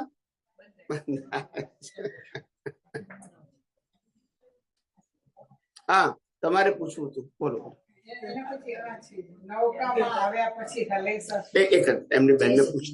જય સચ્ચિદાનંદ. આપણે આ વાત કરીએ કે 5 સમયગાળાને કારણે જે સંજોગ ઉભો થયો, હવે એ સંજોગી અવસ્થામાં એને લીધે જે અવસ્થા ઉભી થઈ એમાં પેલા 4 તત્વો રોલ કરી આપણો સંજોગ પૂરો થાય એવું જોઈએ. સંજોગની બિગિનિંગ એન્ડ કુદરત કરે છે, અને સંજોગ જે કુદરત આપે છે એ તમારા હિસાબને પૂરો કરવા આપે છે. હવે પૂરો કરવા આપેલો જે સંજોગ છે એમાં કુદરતી રચના જુઓ છો તો કાયમ માટે પૂરો થાય છે.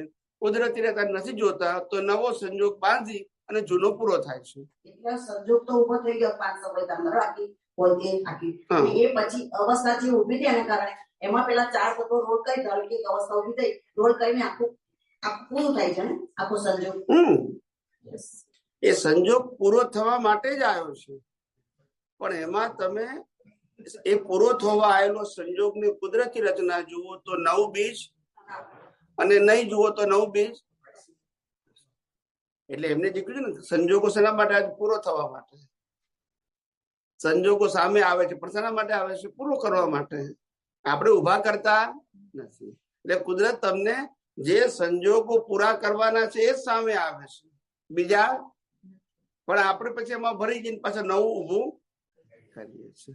હા, લો બોલો.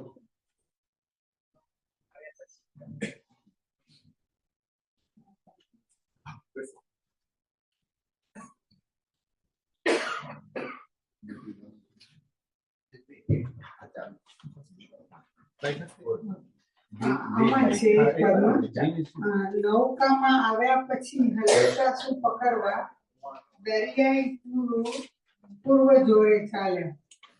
બોલો હવે એમાં સમજો. નૌકામાં બેઠા પછી હલેસા શું પકડવા, ને વ્યવહારમાં શું કે છે? હલેસા વગર ચાલે નહીં. યસ કે નો? ભાઈ નૌકામાં બેઠા પડે હલેસા તો મારવા પડે ને તો ચાલે ને. હવે અહીંયા આગળ વિજ્ઞાન સમજવાનું છે. તમે આ સંસાર રૂપી નૌકામાં બેઠા છો જન્મથી મોત સુધી. એ દરિયો છે, જીવનનો દરિયો. શું? જન્મથી મોત સુધી. ખ્યાલ આવી ગયો? અને આ તમારી નૌકા છે. આ નૌકા દ્વારા તમે જીવનનો દરિયો પાર કરો છો, બરાબર છે? એમાં હલેસાની શું જરૂર છે? શું કે છે? હલેસા શું મારવા? એમ જે કુદરત પૂરું કરી રહ્યું છે એમાં ઊંડા શું કામ ઉતરો છો? ઓપિનિયન આપીને કે આ સારું છે, ખરાબ છે, ગમતું છે, નથી ગમતું, મારું છે, તારું છે, મેં કર્યું, તે કર્યું, એ બધા હલેસા કહેવાય. એટલે કે એવું કહેવા માંગે છે કે જે દરિયાનો સ્વભાવ તમને આ છેડેથી પેલે છેડે લઈ જવાનું, જે થ્રો ઇટ બટ નેચરલ. શું કીધું? મરદાને બહાર ફેંકી દે. યસ કે નો? એમાં તમે હલેસા મારો છો એટલે પાછું નવું સર્જન કરો છો. અને દાદાની ભાષામાં કહીએ તો દળેલાને દળો છો. દળેલું છે ને એને શું કરો છો? એટલે કુદરત કરાવે છે ને કે છે મેં કર્યું. એ દળેલાને શું કર્યું? દાદા કે 5 કિલો લોટ ઉડી જાય છે કે છે. એકનો એક ફેરી દળો એટલે ઉડી જાય ને પાછું. એટલે આ દળેલાને દળવાનું છે. એટલે આપણે શું છે? હલેસા કોને મારવાના હોય? હલેસા સાંભળજો. હલેસા કોને મારવાના હોય? કે જેને પોતાની મરજીથી જીવવાનું હોય એને. હલેસા કોને મારવાના હોય? જેને પોતાની મરજીથી. હવે આ નૌકા આપણને આપી દીધી છે, બરાબર છે? અને જીવનનો દરિયો તો છે જ કુદરતનો. હવે એ જયારે હાંકતી હોય ત્યારે આપણે ક્યાં હલેસાની જરૂર છે?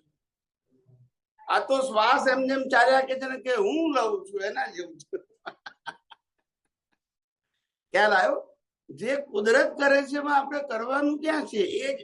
એ જ અજ્ઞાન રૂપી અહંકાર. એ અજ્ઞાન રૂપી અહંકાર થી મહેનત લાગે છે. શું કીધું? આરતી હું કરું છું તો મહેનત છે. શું છે?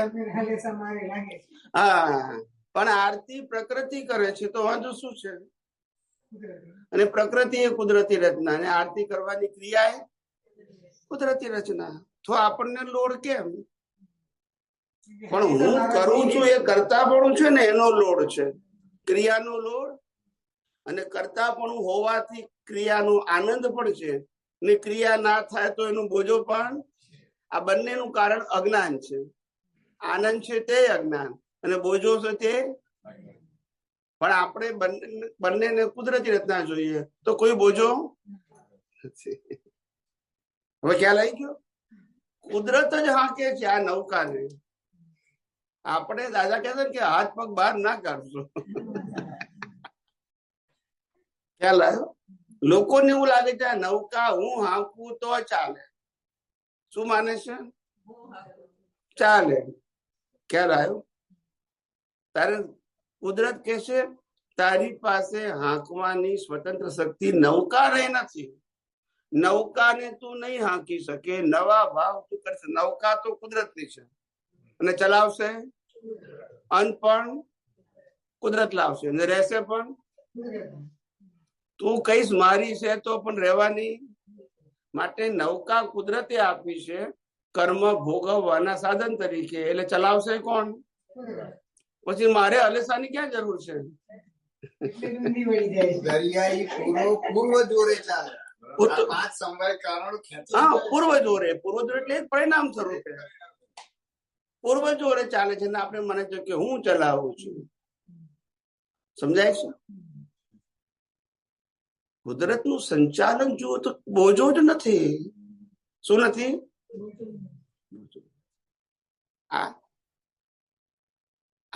આખું આ દુનિયાનું જે સંચાલન છે કુદરત કરે છે, લો ઓફ નેચર. અને એટલું પરફેક્ટ કરે છે. શું કીધું? ઘણાને આપણને લાગે છે કે આ માણસ બચારાએ કોઈ ભૂલ નથી કરી, તો એને આવું કેમ ભોગવટવાયું? તો દાદા ભગવાને એક વાર કીધું હતું કે આ બન્યું તે જ ન્યાય. એ અમને વાક્ય ક્યારે ઊભું થયું એનો એક્ઝામ્પલ આપ્યું હતું. ક્યારે ઊભું થયું અમને સત્સંગમાં ગમે ત્યારે કીધું, પણ ઊભું ક્યારે થયું? Which evidence? તો કે છે અમે બોમ્બેમાં કારમાં જતા હતા. શું જતા હતા? કારમાં જતા હતા, એક જગ્યાએથી બીજી જગ્યાએ. અને એક વ્યક્તિ બસ સ્ટેશન ઉપર they are waiting for the bus, local bus. દેશની બસ હોય ને બોમ્બેની, એમાં ઉભો તો બસ સ્ટેન્ડ. અને બસ બેસની આવી અને જે રેલિંગ હતી ને, રેલિંગ આગળ રેલિંગ હોય ને, પછી આ અંદર જવાનો રસ્તો હોય ને, બસમાં જવાનો રસ્તો, પણ આગળ રેલિંગ હોય. તે બસ રેલિંગ તોડીને પેલા માણસને કચડી નાખ્યું. પેલો તો એની જગ્યાએ જ ઉભો હતો, પણ બસ રેલિંગ તોડીને પેલા મારી નાખ્યું. તે વખતે બુદ્ધિ એમ કે આ કેવો નિર્દોષ માણસ મારી નાખ્યો કે છે. ત્યારે તે વખતે અમને વાક્ય ઉભું થયું હતું, બન્યું તે જ. હવે ન્યાય ખોળવાનો. હા, કુદરતે ન્યાય કર્યો. ખ્યાલ આવ્યો? પછી બીજો એક દાખલો હતો એના સંદર્ભ. દાદા કિંગ્સબરીમાં બન્યું હતું, તમે જો છો એવું. સેમ વસ્તુ કિંગ્સબરીમાં લંડનમાં બન્યું, તમે જો છો એવું. હા, પણ આ તો દાદા ભગવાનને આ વાક્ય ઉભું થયું ને, તે એને સત્સંગમાં કીધું કે અમને આ વાક્ય ઉભું ક્યારે થયું? બન્યું તે જ ન્યાય. તે આવો સંજોગ અમારે જોવામાં આવ્યો ને, ત્યાં વાક્ય હાજર થઈ ગયું. પછી અમે સત્સંગમાં કીધું બન્યું તે જ ન્યાય. બીજો દાખલો એ હતો કે દાદા મામાની પોળમાંથી અપટુડેટ થઈ અને સત્સંગ કરવા જતા હતા. ગાડી મામાની પોળના દરવાજે ઉભી. તો અમે કહ્યું ચાલતા ચાલતા અમે ચાલી નાખીએ, કારણ કે ગરી બહુ સાંકળી હતી. રાઈટ? તો કહ્યું ચાલતા ચાલતા અમે ચાલતા હતા, અગાસી ઉપરથી એક ભાઈ થૂક્યો પાનની પિચકારી અને સીધા કપડા ઉપર અમે અપટુડેટ થઈ જતા હતા, એના ઉપર પડ્યું. એટલે જો પછી એમને કે અમારું મંથન ચાલુ થયું કે આ કેમ બન્યું? તો કે છે અમે જો એક ડગલું પાછળ હોત તો આગળ પડે, અને એક ડગલું આગળ હોત તો પેલું પાછળ પડે. પણ અમે એક્ઝેક્ટલી સ્થાને કેમ પહોંચ્યા? તો કે બન્યું જ નહીં. આ જ કારણ આજ 5 સમય કારણ એક્ઝેક્ટ ભેગું થાય. ખ્યાલ આવ્યો? ખિસ્સા કાપવા વાળો, ખિસ્સું જેને કપાય છે તે સમય એ દિવસે બેંકમાં જાય અને પૈસા લઈને આવે, અને પૈસા લઈને ઘેર આવે, અને એ ભીડવાળા જગ્યાએ જ પાછું કપાય. આ બધું ટાઈમિંગ કુદરત ગોઠવે. આ બધું ટાઈમિંગ 5 સમય કારણો કુદરત ગોઠવે. એટલે કીધું કે વિજ્ઞાન એ જોવાની દ્રષ્ટિ છે. વિજ્ઞાન એ શબ્દ નથી. It is not a knowledge, it is a vision. How you can see the science, but once you see the science, the whole world is innocent. Science જોતા આવડે તો ઇનોસન્ટ છે, સાયન્સ જોતા ના આવડે તો પછી દોષિત દેખાય. એટલે દાદા ભગવાન the world is the puzzle it self puzzle થયું છે. કેમ? કારણ કે આ સાયન્સ જોતા ના આવડ્યું. ખ્યાલ આવી ગયો ને? પણ પછી બીજું વાક્ય એમને એક શબ્દ કીધો, ઇટ્સ હેપન. આ બધું બની રહ્યું છે, કોઈ કરતું નથી. યસ,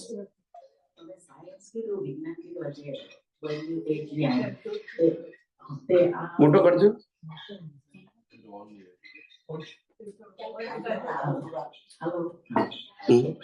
સાયન્સ કીધું બહારની દુનિયામાં તો કોઈને આવું કે તો બહુ જ દુઃખ લાગે ને આ કેવું છે શું બન્યું તેવી આવી કેવું, એટલે એ ડાયજેસ્ટ કરવામાં બહારની દુનિયાને બહુ ડિફિકલ્ટ હોય છે. પણ બહારની દુનિયાને ક્યાં કહેવાનું છે? Science is only for realization through your vision, not your word. ખ્યાલ આવ્યો? આપણે કોઈને લાખો માઇન્ડ કે વ્યવસ્થિત છે, શું થાય? પેલો 2 માઇન્ડ પડે કે વ્યવસ્થિત છે. એવી રીતે નહીં.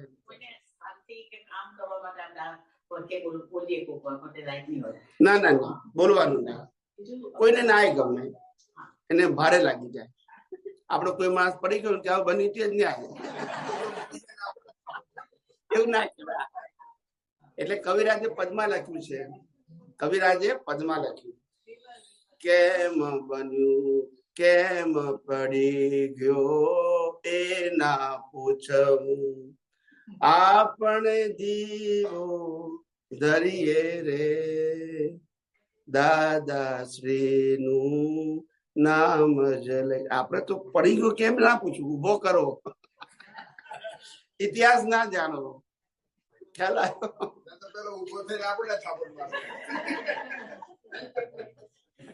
આ પણ આવું જ થાય.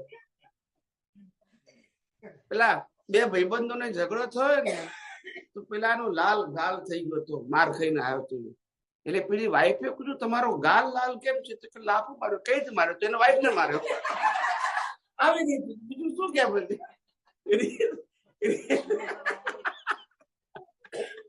રીત તો બતાવવી પડે ને. પછી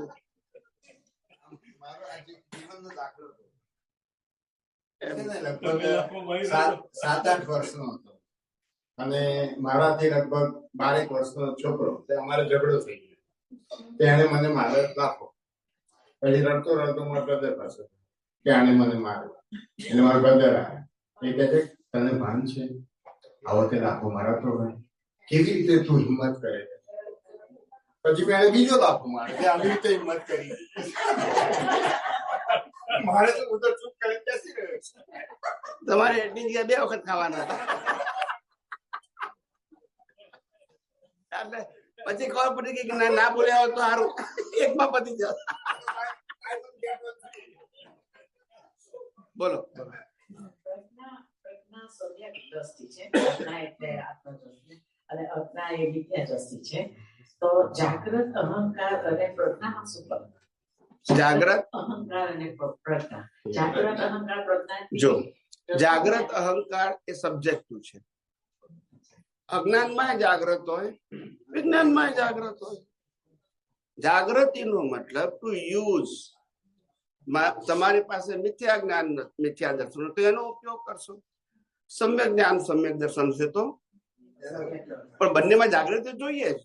આજે દાખલો માનો કે વિજ્ઞાન નથી, બરાબર છે, પણ તમને ધર્મગુરુએ કીધું હોય કે કોઈ પણ વ્યક્તિ આપણને દુઃખ આપે તો પણ એને દોષિત જોવાનું નહીં, એવું તમને શીખવાડ્યું ધર્મગુરુએ. એટલે તમને કોઈ અપમાન કરશે તો એ તમારું જ્ઞાન શું કહેશે? એને દોષિત જોવાનું નહીં. ખ્યાલ આવ્યો? કે તમારી પાસે છે ને.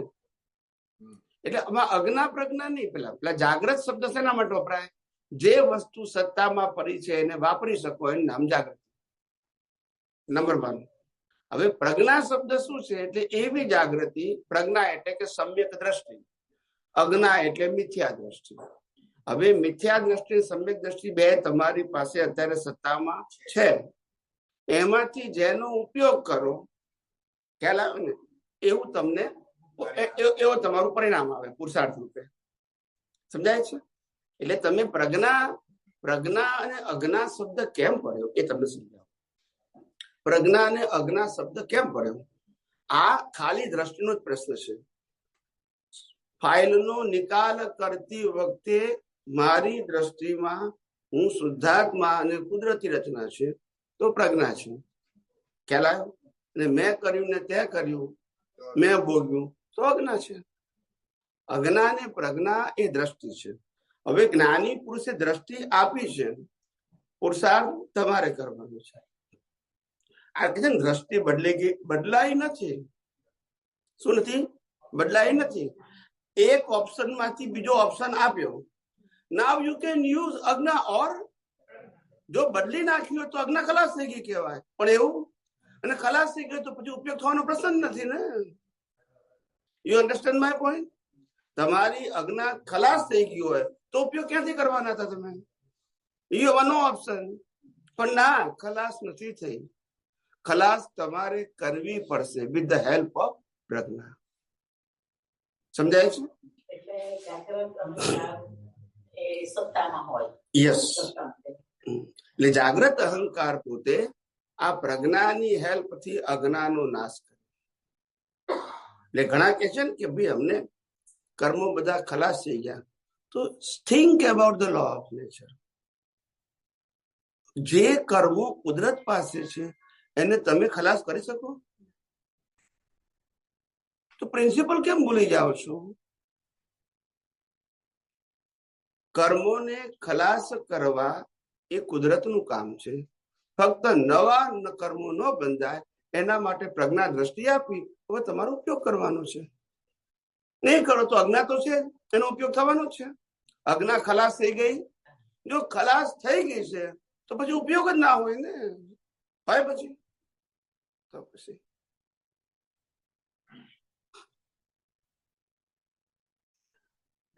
જ્ઞાન અને દર્શન પૂછ્યું તો દર્શન ને અવસ્થા કહેવાય? ના, આત્મા અવસ્થા કહેવાય, પણ આત્મા સિવાયની બધી જ વસ્તુને અવસ્થા કહેવાય. અચ્છા, બીજું 5 સેન્સીસ થી જે કઈ પણ અનુભવો છે એ બધી અવસ્થા છે. અવસ્થા ના, અવસ્થાને જોવાની દ્રષ્ટિમાં બે આવે, મિથ્યા અને સમ્યક. અવસ્થા તો ગમે તે હોય, પણ એ તમારી દ્રષ્ટિના આધારે તમે જુઓ છો. અવસ્થા તો એક જ પ્રકારની છે, દ્રષ્ટિ તમારી પાસે બે પ્રકારની છે. અવસ્થા તો કુદરતી રચના છે, પણ તમારી પાસે દ્રષ્ટિ નથી, તમને કોઈ કરતા દેખાય, અને દ્રષ્ટિ હોય તો અકર્તા દેખાય. દ્રષ્ટિ ના હોય તો કરતા દેખાય. એટલે કઈ દ્રષ્ટિ? હા, સમ્યક દ્રષ્ટિ ના હોય.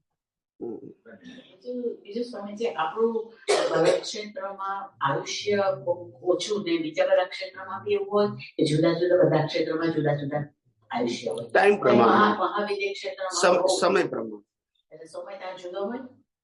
24 કલાક દ્વાપર, ત્રેતા, સતયુગ, કળિયુગ એ સમયની વાત કરું છું. જૈન ધર્મમાં પહેલો આરો, બીજો આરો, ત્રીજો આરો, ચોથો આરો, 5મો આરો, 6ઠો આરો. એ હવે પછીનું જે આયુષ્ય હશે એ મેક્સિમમ 20 years હશે. 6ઠા આરામાં અત્યારે 5મો છે. હવે ખ્યાલ આવી ગયો? હવે ખ્યાલ આવી ગયો તમને હું શું કહેવા માંગુ છું? ટાઈમ પ્રમાણે છે. અહીંયા પણ સિમંદર સ્વામી જેટલા જ હાઈટ વાળા ને લાઈફ વાળા જીવો ઋષભદેવ ભગવાન ભક્ત હતા. હિયર ભરત ક્ષેત્ર બધામાં સેમ બધા સેમ છે સમય. પણ મહાવિદ્ય ક્ષેત્રમાં ખાલી કાયમની સતયુગ છે, અને અહીંયા કાળ બદલાય એના આધારે છે. ત્યાં કાળ બદલાતો નથી. કાળ બદલાય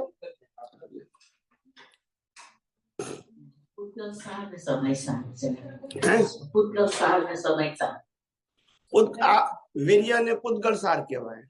શું કહેવાય?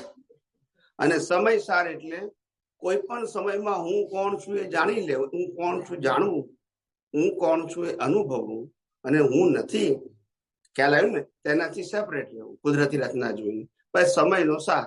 સારનો મતલબ not me and not my, because I am a totally pure soul. અને આ જે મી અને માય દેખાય છે સેન્સિસલી, એ બધું કોનું છે? એટલે કુદરતી રચના જોઈને સમય સાર કાઢવાનો છે કે હું શુદ્ધ આત્મા છું. આ ભલે મારામારી કરે પણ હું તો સમય સાર એટલે એબ્સ્ટ્રેક્ટ. સાર એટલે શું કહેવાય?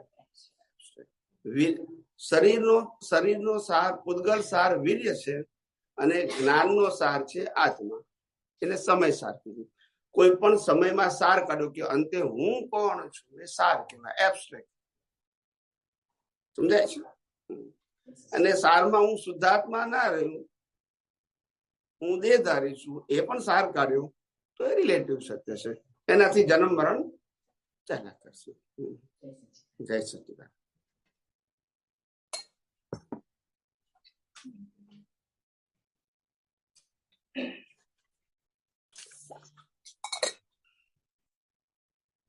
બોલો. જય સચિદાનંદ. આજે તો પુરુષાર્થની બધી વાત કરી, પણ મને હજુ એવું લાગે છે કે હજુ આપણે જેવી રીતે પુરુષાર્થને સમજવું જોઈએ એવી રીતે સમજ્યા નથી. તો એકચ્યુઅલી તમે તો કહી દીધું, તમારી દ્રષ્ટિએ પુરુષાર્થ કઈ રીતે બરોબર કર્યો કહેવાય. અને પુરુષાર્થમાં અમે સાયન્સ અને કોમર્સ કેમ મિક્સ કરીએ છીએ એ તમે અમને એક્ઝામ્પલ આપીને સમજાવો. કહો. આર્ટ્સ, કોમર્સ ને સાયન્સ, આ બે વસ્તુ તો બધાને હોય છે. આર્ટ્સ કોમર્સ બધાને ઉદય કર્મમાં પણ હોય, ખ્યાલ આવ્યો? પણ સાયન્સ દ્રષ્ટિ મળ્યા પછીનો વિષય છે. હવે આર્ટ્સ એટલે શું? પ્રકૃતિની સ્પેશિયાલિટી, એના ડિફરન્ટ સબ્જેક્ટ, એને આર્ટ્સ કહેવાય. સ્પેશિયાલિટી પ્રકૃતિની, ખાલી ફિઝિકલ, ઓકે, એને આર્ટ્સ કહેવાય. હું આમ કરું છું, હું આમ કરું છું, હું આમ કરું છું, વગેરે વગેરે. Subject to physical matter. Commerce કોને કહેવાય? પાપ પુણ્ય ને પ્રાયશ્ચિત, એકાઉન્ટિંગ. આમ થઈશ તો પુણ્ય બંધાશે, આમ થશે તો પાપ બંધાશે, અને આમ કરીશ તો પ્રાયશ્ચિત થશે. એને કોમર્સ કહેવાય. પેલું આર્ટ્સ છે. આર્ટ્સ એટલે એક્ટિવિટીઝ. કોમર્સ એટલે credit and debit, and you have to change through the પ્રતિક્રમણ. ને સાયન્સ એટલે સેપરેશન. એમાં નો કરેક્શન. ખ્યાલ આવી ગયો? એક્સરસાઇઝ પણ નહીં, ક્રેડિટ ડેબિટ પણ નહીં, ઓનલી સેપરેશન. સંજોગોને તો તમારે કશું અડવાના જ નહીં, ખાલી એક્સરસાઇઝ પણ હું કરું છું તેના રે સાયન્સમાં, અને પાપ પુણ્ય અને પ્રાયશ્ચિત શબ્દ સાયન્સમાં ના રહે. હવે સમજી ગયા? આર્ટ્સ કોમર્સ ના રહે. પણ આપણે થાય છે શું મોટા ભાગના મહાત્માઓને? Why they create the puzzle in his mind because of, see, the always relative truth is good for listening.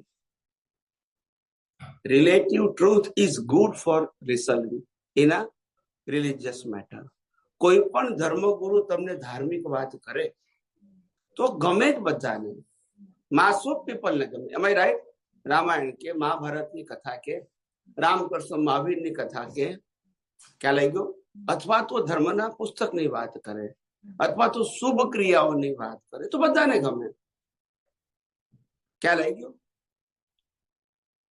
આ કોમન વસ્તુ છે રિલેટિવ ટ્રુથમાં. શેમાં?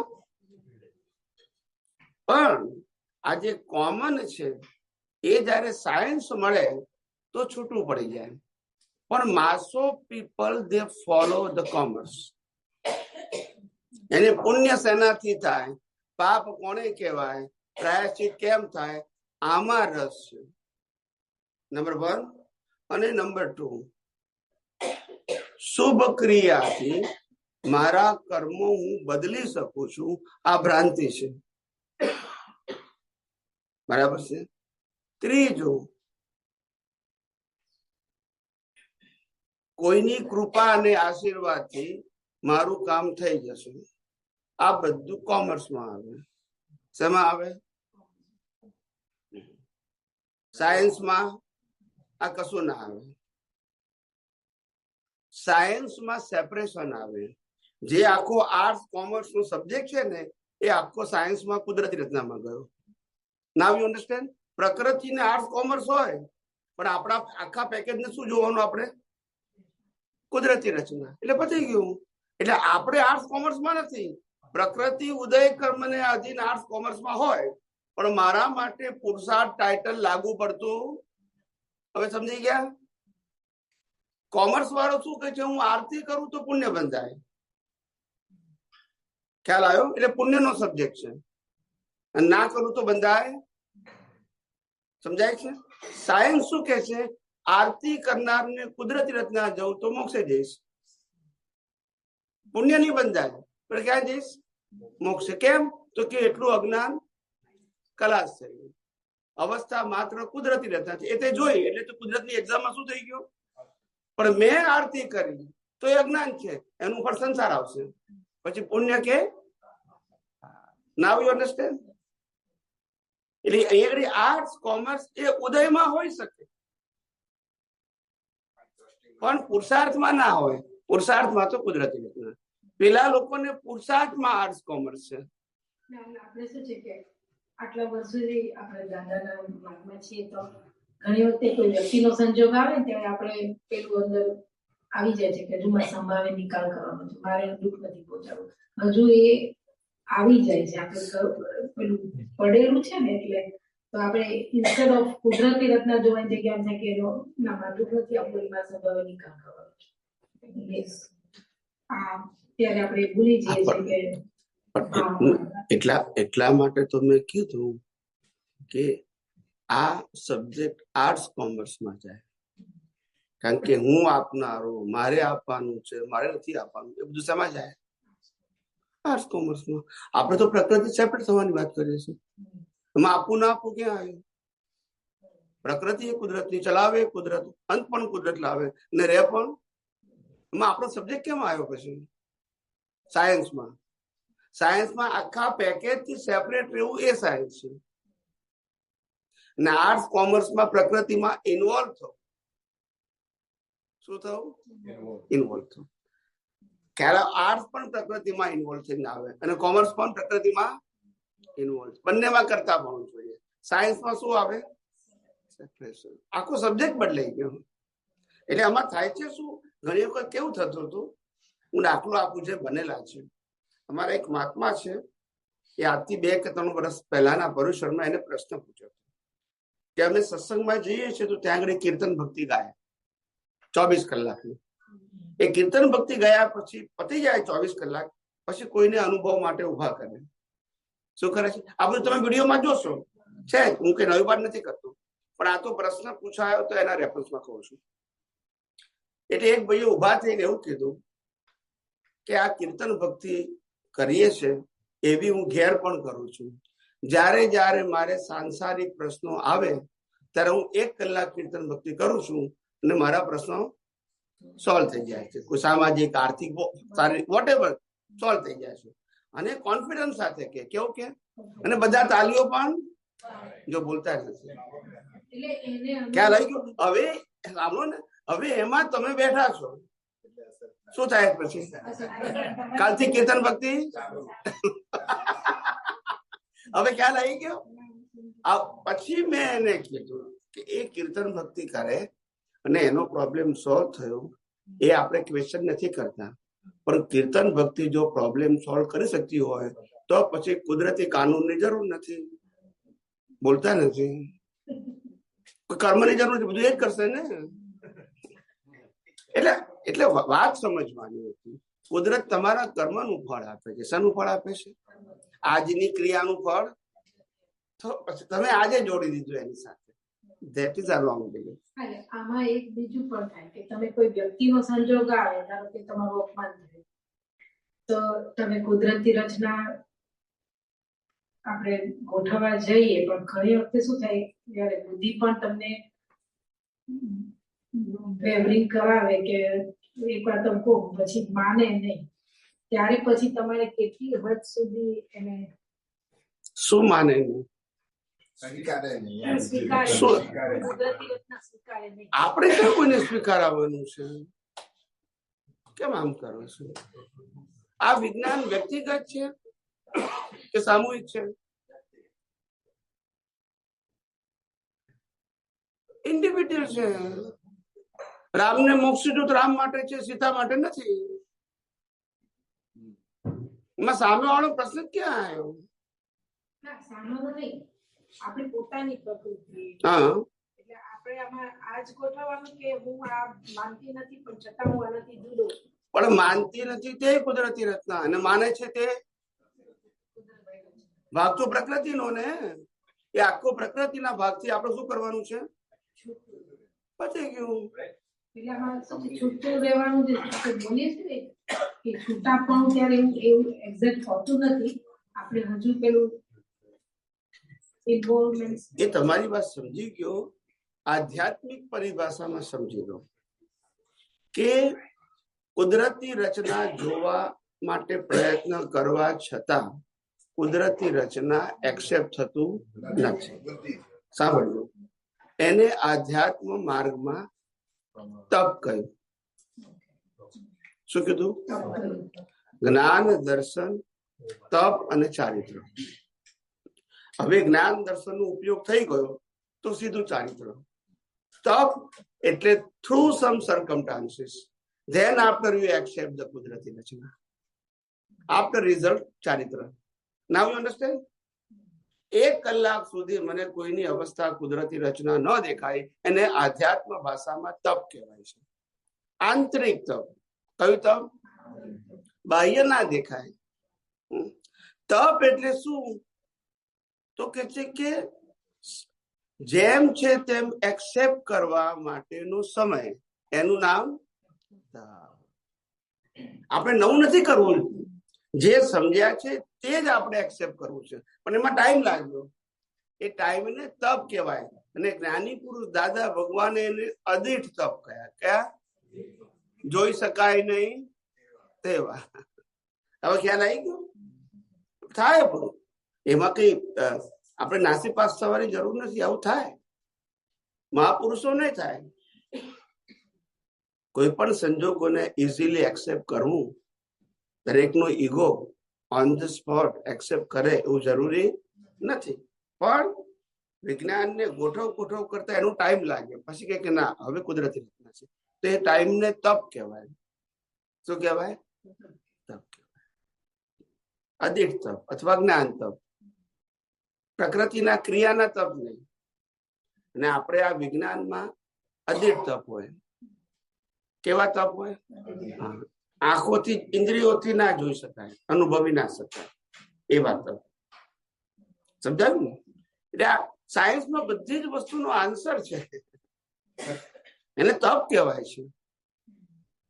ખ્યાલ આવ્યો? તમે વિજ્ઞાનને એપ્લાય કરવાની પ્રોસેસમાં છો. શું છો? ને એપ્લાય થઈ ગયું એ એનો એન્ડ છે. બિગિનિંગ થી એન્ડ સુધીની પ્રોસેસને તપ કહેવાય, જ્ઞાન તપ. હવે ખ્યાલ આવી ગયો?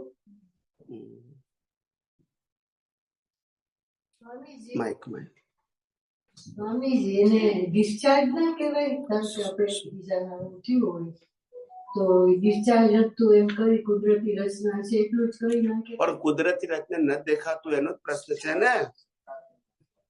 પ્રશ્ન બહારનો છે જ નહીં. પ્રશ્ન તો બની ગયો, પ્રસંગ બની ગયો. એક જણા અપમાન કરીને જતી રહી, બરાબર છે, પણ તમને વ્યવસ્થિત ના દેખાયું તો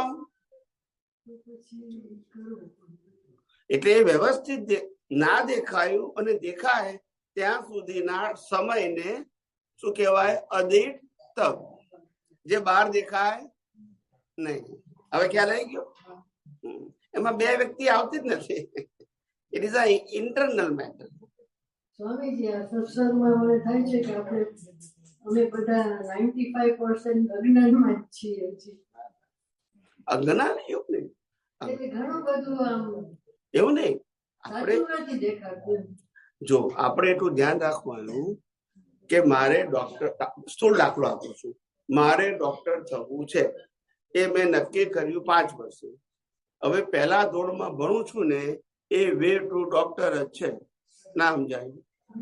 બસ આપણે એક્ઝામમાં પાસ કરતા કરતા આગળ વધવાનું છે. આપણે ક્યાં કહીએ થઈ ગયા, પણ વી આર ઓન પાથ. પાથમાં તો છીએ જ ને આપણે. તારે અને આ તો ખરે તમને એક્ઝામ, તમને સમજાવવા માટે એક્ઝામ. પહેલું ધોરણ એવું નહીં. એટલે ઘણાને 1%, 2% એપ્લાય થાય, ઘણાને 5% થાય, ઘણાને 10% એપ્લાય થાય, depend on different level. Okay, પણ એમાં આપણે કઈ એ કરવા જેવું નથી.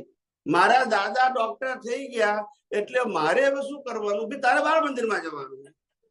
That is a way to go to yourself as a doctor.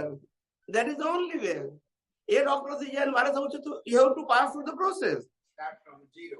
તો પછી that is the only way. એમાં ડરવાની ક્યાં જરૂર છે? એ થઈ ગયા હું રહી ગયું તો કેમનું મેર પડે? મારે પ્રોસેસ એમને એ પ્રોસેસ થી થયા ને, તો આપણે પ્રોસેસ થી થઈશું એક દિવસે. એવી રીતે દરેક વસ્તુની પ્રોસેસ તો હોય ને. આ ચમત્કાર થોડું છે. Science is a scientific process but not outside, it is a inside process. Yes. Swamiji, તમે આ જ્ઞાન ડિફિકલ્ટ લાગે છે અને બધા વધારે જ્ઞાનમાં છે એવું જ લાગે છે. મને બી એવું જ થતું હતું પહેલા. બધા સંતો લોકો ને એ લોકો સંન્યાસી લોકો એ લોકો બહુ જ ઊંચા ને એમને ભગવાનનું ખબર, અમને તો ક્યાંય કઈ નહીં ખબર. લોડાના ચણા ચાવવા બરાબર લાગતો અજ્ઞાન.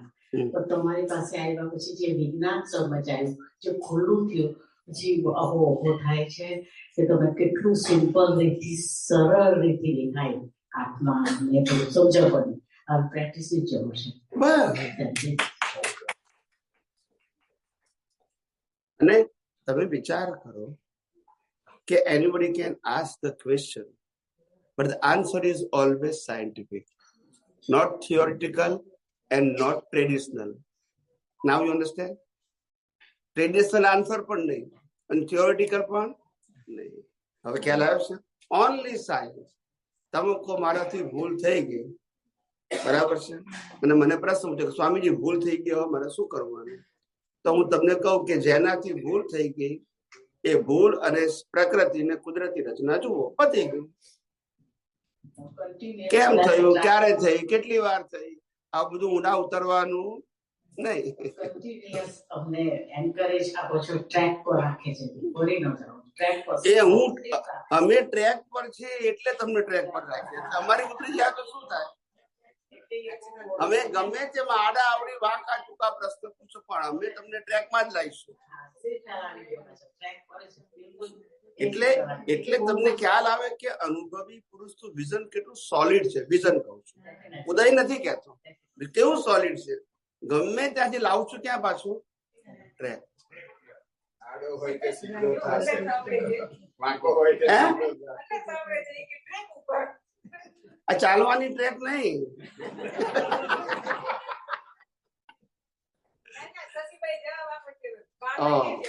Okay okay. સમય કેટલો થયો મને કોઈને એકાદ પ્રશ્ન હતો છેલ્લે? મારા ઘેર થોડીક સમજ ક્લિયર કરવી છે. તમે ઘણી વાર એવું કહો છો કે આ સનાતન સિદ્ધાંત છે, બરાબર? એમાં કોઈ વ્યક્તિનું નથી, એટલે જો વ્યક્તિ થશે તો એ થઈ જશે. રામકૃષ્ણ અને મહાવીર એ લોકોએ બી સનાતન વિજ્ઞાન જ કીધું, રાઈટ? પણ એ વ્યક્તિનું થયું એટલે પરંપરાગત થઈ ગયું. એટલે તમે પણ એ જ કહેવા માંગો જો આ વ્યક્તિને તમને સમજુ કહેશો તો પછી પતી ગયું. મેં હજારો વાર કહ્યું છે કે કોઈને વિજ્ઞાન સમજાતા હોય તો મારું નામ દેવાની જરૂર નથી. કેટલી વખત કહું છું? યસ કે નો? વિજ્ઞાન મારું નથી, એક્સપિરિયન્સ મારું છે. વિજ્ઞાન યુનિવર્સલ છે. રામકૃષ્ણ મહાવીર નું પણ વિજ્ઞાન ના હોય. વિજ્ઞાન યુનિવર્સલ હોય, અનુભવ કરનારને અનુભવી કહેવાય અને પછી એ પ્રેઝન્ટ કરે, પણ એનું ના કહેવાય. અને માટે મેં કીધું, માનું કે ભગવાન મહાવીરને કેવળ જ્ઞાન થયું ને કેવળ જ્ઞાનનું આખું બ્રહ્માંડ દેખાયું, બરાબર છે? હવે કોઈ પ્રશ્ન પૂછે તો ભગવાન એમાંથી જોઈને જવાબ આપે છે, પણ એ જે જોઈને જવાબ આપે છે એમનું છે? એમની પાસે ખાલી જોવાની અવસ્થા તો છે, એ ના જોવે તોય છે. એ રિપીટેશન નથી કરવું, બરાબર? હવે બીજો પ્રશ્ન આપ કયો છે કે ભાઈ તમે આ જે દર્શન તમને ખુલ્યું, એટલે કે બધા તમારા સિદ્ધાંતો જે છે તે ક્લિયર થાય ઓલ ઓવર તો તમને દર્શન ખુલે. હવે આપણો મેઇન સિદ્ધાંત તો છે કે ભાઈ હું શુદ્ધાત્મા છું. હવે બધા સબસિડરી સિદ્ધાંતો બી છે, બરાબર? હવે એ જે સિદ્ધાંતો છે એ બી ઓલરેડી તો ટેન્સ ટુ વે ટુ મૂળ એના પર જ વર્ક કરે છે, બરાબર? તો આપણે આ બધા સિદ્ધાંતો બી એ રીતે સિદ્ધ થઈએ કે આ બે જે મેઇન જેમ જેમ જરૂરિયાત પડશે ને એમાં વિજ્ઞાન તમને સિદ્ધાંત ખોળાવડાવશે અને પછી એ જવાબ મળશે એટલે પાછો એનો ઉપયોગ થશે. જરૂરિયાત વગરનું વિજ્ઞાન કામનું નહીં. એટલે એ બધા સિદ્ધાંતો બી મેઇન પેલા પ્રિન્સિપલ છે એના આધારે જ વર્ક કરી આપણને એ કરાવે છે. એટલે આપણે બહુ જે કુદરતી કામના સિદ્ધાંતો છે અને એ બધા એ કરવાના છે એમાં પ્રશ્ન પૂછવા નથી રહેતી. બરાબર. વિજ્ઞાનમાં, આધ્યાત્મ વિજ્ઞાનમાં એક જ વાત સમજવાની, it is a unloaded scientific પ્રોસેસને આપણે વિઝ્યુઅલાઇઝ કરવાની છે. અનલોડેડ, લોડેડ નહીં. આમ કરવાનું, આમ ના કરવાનું, એવું બધું આવે નહીં. મારાથી આમ થઈ ગયું, ના થઈ ગયું, જાગૃતિમાં રહ્યું, ના રહ્યું, કશો વાંધો નહીં. લોડ ના હોવો જોઈએ. મેં ના જોયું, it's okay, but still I have a same vision. ખ્યાલ આવ્યો? મારે વિઝન નવું લાવવાનું, ખાલી એપ્લાય ના થયું. સો આઈ એમ વેરી ક્લિયર. સમજાય છે કે નહીં? આજે કૃષ્ણ ભગવાન પાસે તો જ્ઞાન હતું જ. ખ્યાલ આવ્યો? પણ એ જ્ઞાનની અંદર, અને જ્ઞાન આપ્યું પણ ખરું અર્જુનને, પણ એમને એ જ્ઞાનના અનુભવમાં કચાશ હશે તો પાછું નરકે જવું પડ્યું, પાછા તીર્થંકર થઈને. એટલે નાની પણ ભૂલનું પરિણામ તો કુદરત. પણ તેથી એવું નહીં કે પેલું જ્ઞાન ખસી ગયું. જ્યાં ખસી ગયું તે વખતે બીજ પડી ગયું, તેનું ફળ આ લો ઓફ નેચર છે. તેમાં ડરવાની જરૂર નથી. જે પ્રથમ તીર્થંકર થવાના છે પદ્મનાભ, એ પણ ક્યાં છે અત્યારે? ત્યાંથી જ મનુષ્યમાં આવીને તીર્થંકર થઈને મોક્ષે જવાના છે. એટલે અહીંયા આગળ કોઈ ડર, બોજો વિજ્ઞાનમાં ના હોય તો વિજ્ઞાન તમે સમજ્યા નથી. ખ્યાલ આવી ગયો? અહીંયા કોઈએ કોઈની વાહે પડવાનું નથી. આપણે વિજ્ઞાનની વાહે પડવાનું. જેટલું ઉપયોગ થયો એટલું સાચું, ના ઉપયોગ થયો તો કઈ નહીં. ફેરથી પાછો નિશ્ચય કરવું, ફેરથી આગળ વધવું. બસ બોજો નહીં રાખવાનો. હવે મારું શું થશે એવું ના થવું જોઈએ. કારણ કે એટલું ધ્યાન રાખવાનું વિજ્ઞાનમાં, હું અનંત શક્તિ વાળો આત્મા હતો છું ને વિજ્ઞાનનો ઉપયોગ નહીં થાય તો મારી શક્તિમાં ફેરફાર ફક્ત અનુભવ થતા વાર લાગશે. પણ મારું જે સ્ટેટસ છે એમાં કોઈ ચેન્જ થવાનો, 2-4 અવતાર વધી ગયા તો મારું સ્ટેટસ તો એનું જે સ્ટેટસ ચેન્જ થવાનું છે તો રિલેટેડનું છે, જે કુદરતનું છે. રાઈટ ઓર નો?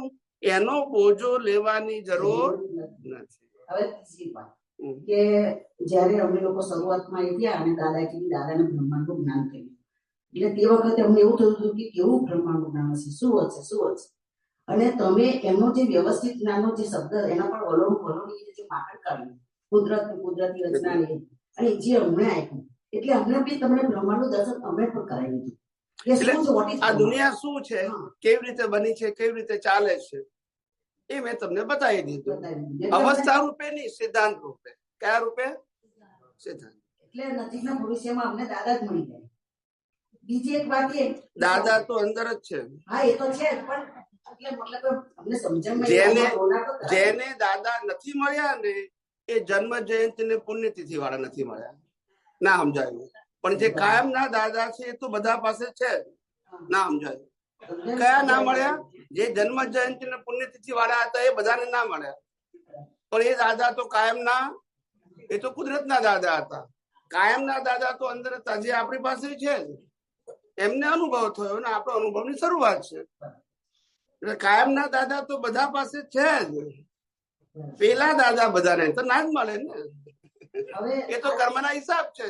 તમે અમને જે સનાતન સિદ્ધાંત આપ્યો, બરાબર, આ કરીને તમે પોતાનું દર્શન, હવે તમે અમને જે આપી દીધું છે એ અમારે હવે રિયલાઇઝ કરીને કરવાનું, કે અમે તમારી જેમ વ્યવસ્થિત શક્તિને એ કરીને કઈ શોધવાનું, આગળ રિસર્ચ કરવાનું, એવું કરવું. રિસર્ચ નો મતલબ શું છે? કોઈ પણ સંજોગ આપણને કુદરતી રચના નથી દેખાતું, there is a mistake in our vision. તો મારી દ્રષ્ટિમાં કઈ ભૂલ છે, ત્યાં રિસર્ચ કરવાનું, ક્લિયર થઈ જાય પછી આગળ વધવાનું. રિસર્ચ નો મતલબ કે મહેનત નથી કરવાની. કુદરતી રચના છે એવું મને 100% સમજાયા પછી આ અવસ્થા કુદરતી રચના કેમ દેખાતી નથી, એમાં મારા જ દ્રષ્ટિનું કારણ છે. અવસ્થાનું કારણ એ ક્લિયર કરવું, એમ નામ સાયન્સ નો ઉપયોગ કરવો, રિસર્ચ કરવું. એટલે તમે અમને સનાતનનો માર્ગ આપી દીધો કે ભાઈ તમારા આ રીતે જો તમે કરશો તો હું જે રસ્તે આગળ વધ્યો એ રીતે તમે પણ આ કરી શકો. બસ. એમાં તમારે કોઈ બી બીજું કઈ કરવાનું નથી રહેતું. આ સમજણ જેટલી બને એટલી અન્ડરસ્ટુડ કરીને ઉપયોગ કરો. બરાબર. અમે જે માર્ગથી કેટલા અવતારથી આગળ વધીને આવ્યા છે એ જ માર્ગ અનુભવનો એઝ ઇટ ઇઝ બતાવ્યો છે. ખ્યાલ આવ્યો? માલિકી વગર કેવો સમજાય છે? માલિકી વગરનો માર્ગ. કારણ કે માલિકીનો માર્ગ ક્યારે આવે? પોતાનો હોય તો. પોતાનું નથી. સમજાય છે? પોતે અનુભવેલો છે પણ પોતાનો નથી. એ તો સમજી ગયા. હવે તમારે તો એવું છે ને સ્વામીજી કે કોઈ બી વ્યક્તિ નવી હોય ધારો કે અમારા જેવું થોડું કર્યું હોય પણ તમે તમારી એક જ જો ક્લિપ જોયે ને એટલે ક્લીન બોર્ડ થઈ જ છે કે એકચ્યુઅલી ખરેખર મને કેવું મેં ઘણા લોકોના અનુભવ છે કે એટલી એની એ છે કે કઈક વિચારતો તો થઈ જ જાય છે. શું વિજ્ઞાન છે ને? વિજ્ઞાન છે. તમે મેં પોતે જોયું ત્યારે હું મારું એ જ અનુભવ હતો. પ્લસ મને તમારા 3 વસ્તુ બહુ જ આકર્ષિત. પહેલી તમે ફોર્મેટની વાત કરી તો બધા ધર્મ ફોર્મેટ એટલે એટલી મોટી વસ્તુ ધર્મ પ્રત્યેનું જે બધું હતું તે આખું બધું ક્રિયાવાળું દાવ થઈ ગયું. બીજી વાત તમે કહી વ્યક્તિ વિશેષ. આ વ્યક્તિ વિશેષનો આખો પ્રશ્ન ઉડી ગયો એટલે એ પણ બધા ધર્મો એના ઉપર ચાલે છે. એ અટકે પછી આપ. અને ત્રીજી વસ્તુ રિલેટિવ સત્યનું વેલ્યુ. એ વેલ્યુ વાળો પ્રશ્ન હજુ થોડોક સતાવે છે. પેલા મતલબ અમે લગભગ કમાવું થઈ છે પણ પેલા પ્રશ્નમાં કારણ કે શું થાય છે કે બધું પાછું જે આજુબાજુનું એન્વાયરમેન્ટ છે એ એમાં થોડુંક એ કર્યા હેલ્પ કર્યા કરે એટલે એ વસ્તુ ડાઉન થાય અપડાઉન થયા કરે. બરાબર છે. ચાલો આપણે પ્રાર્થના કરીએ. જય સચિદાનંદ.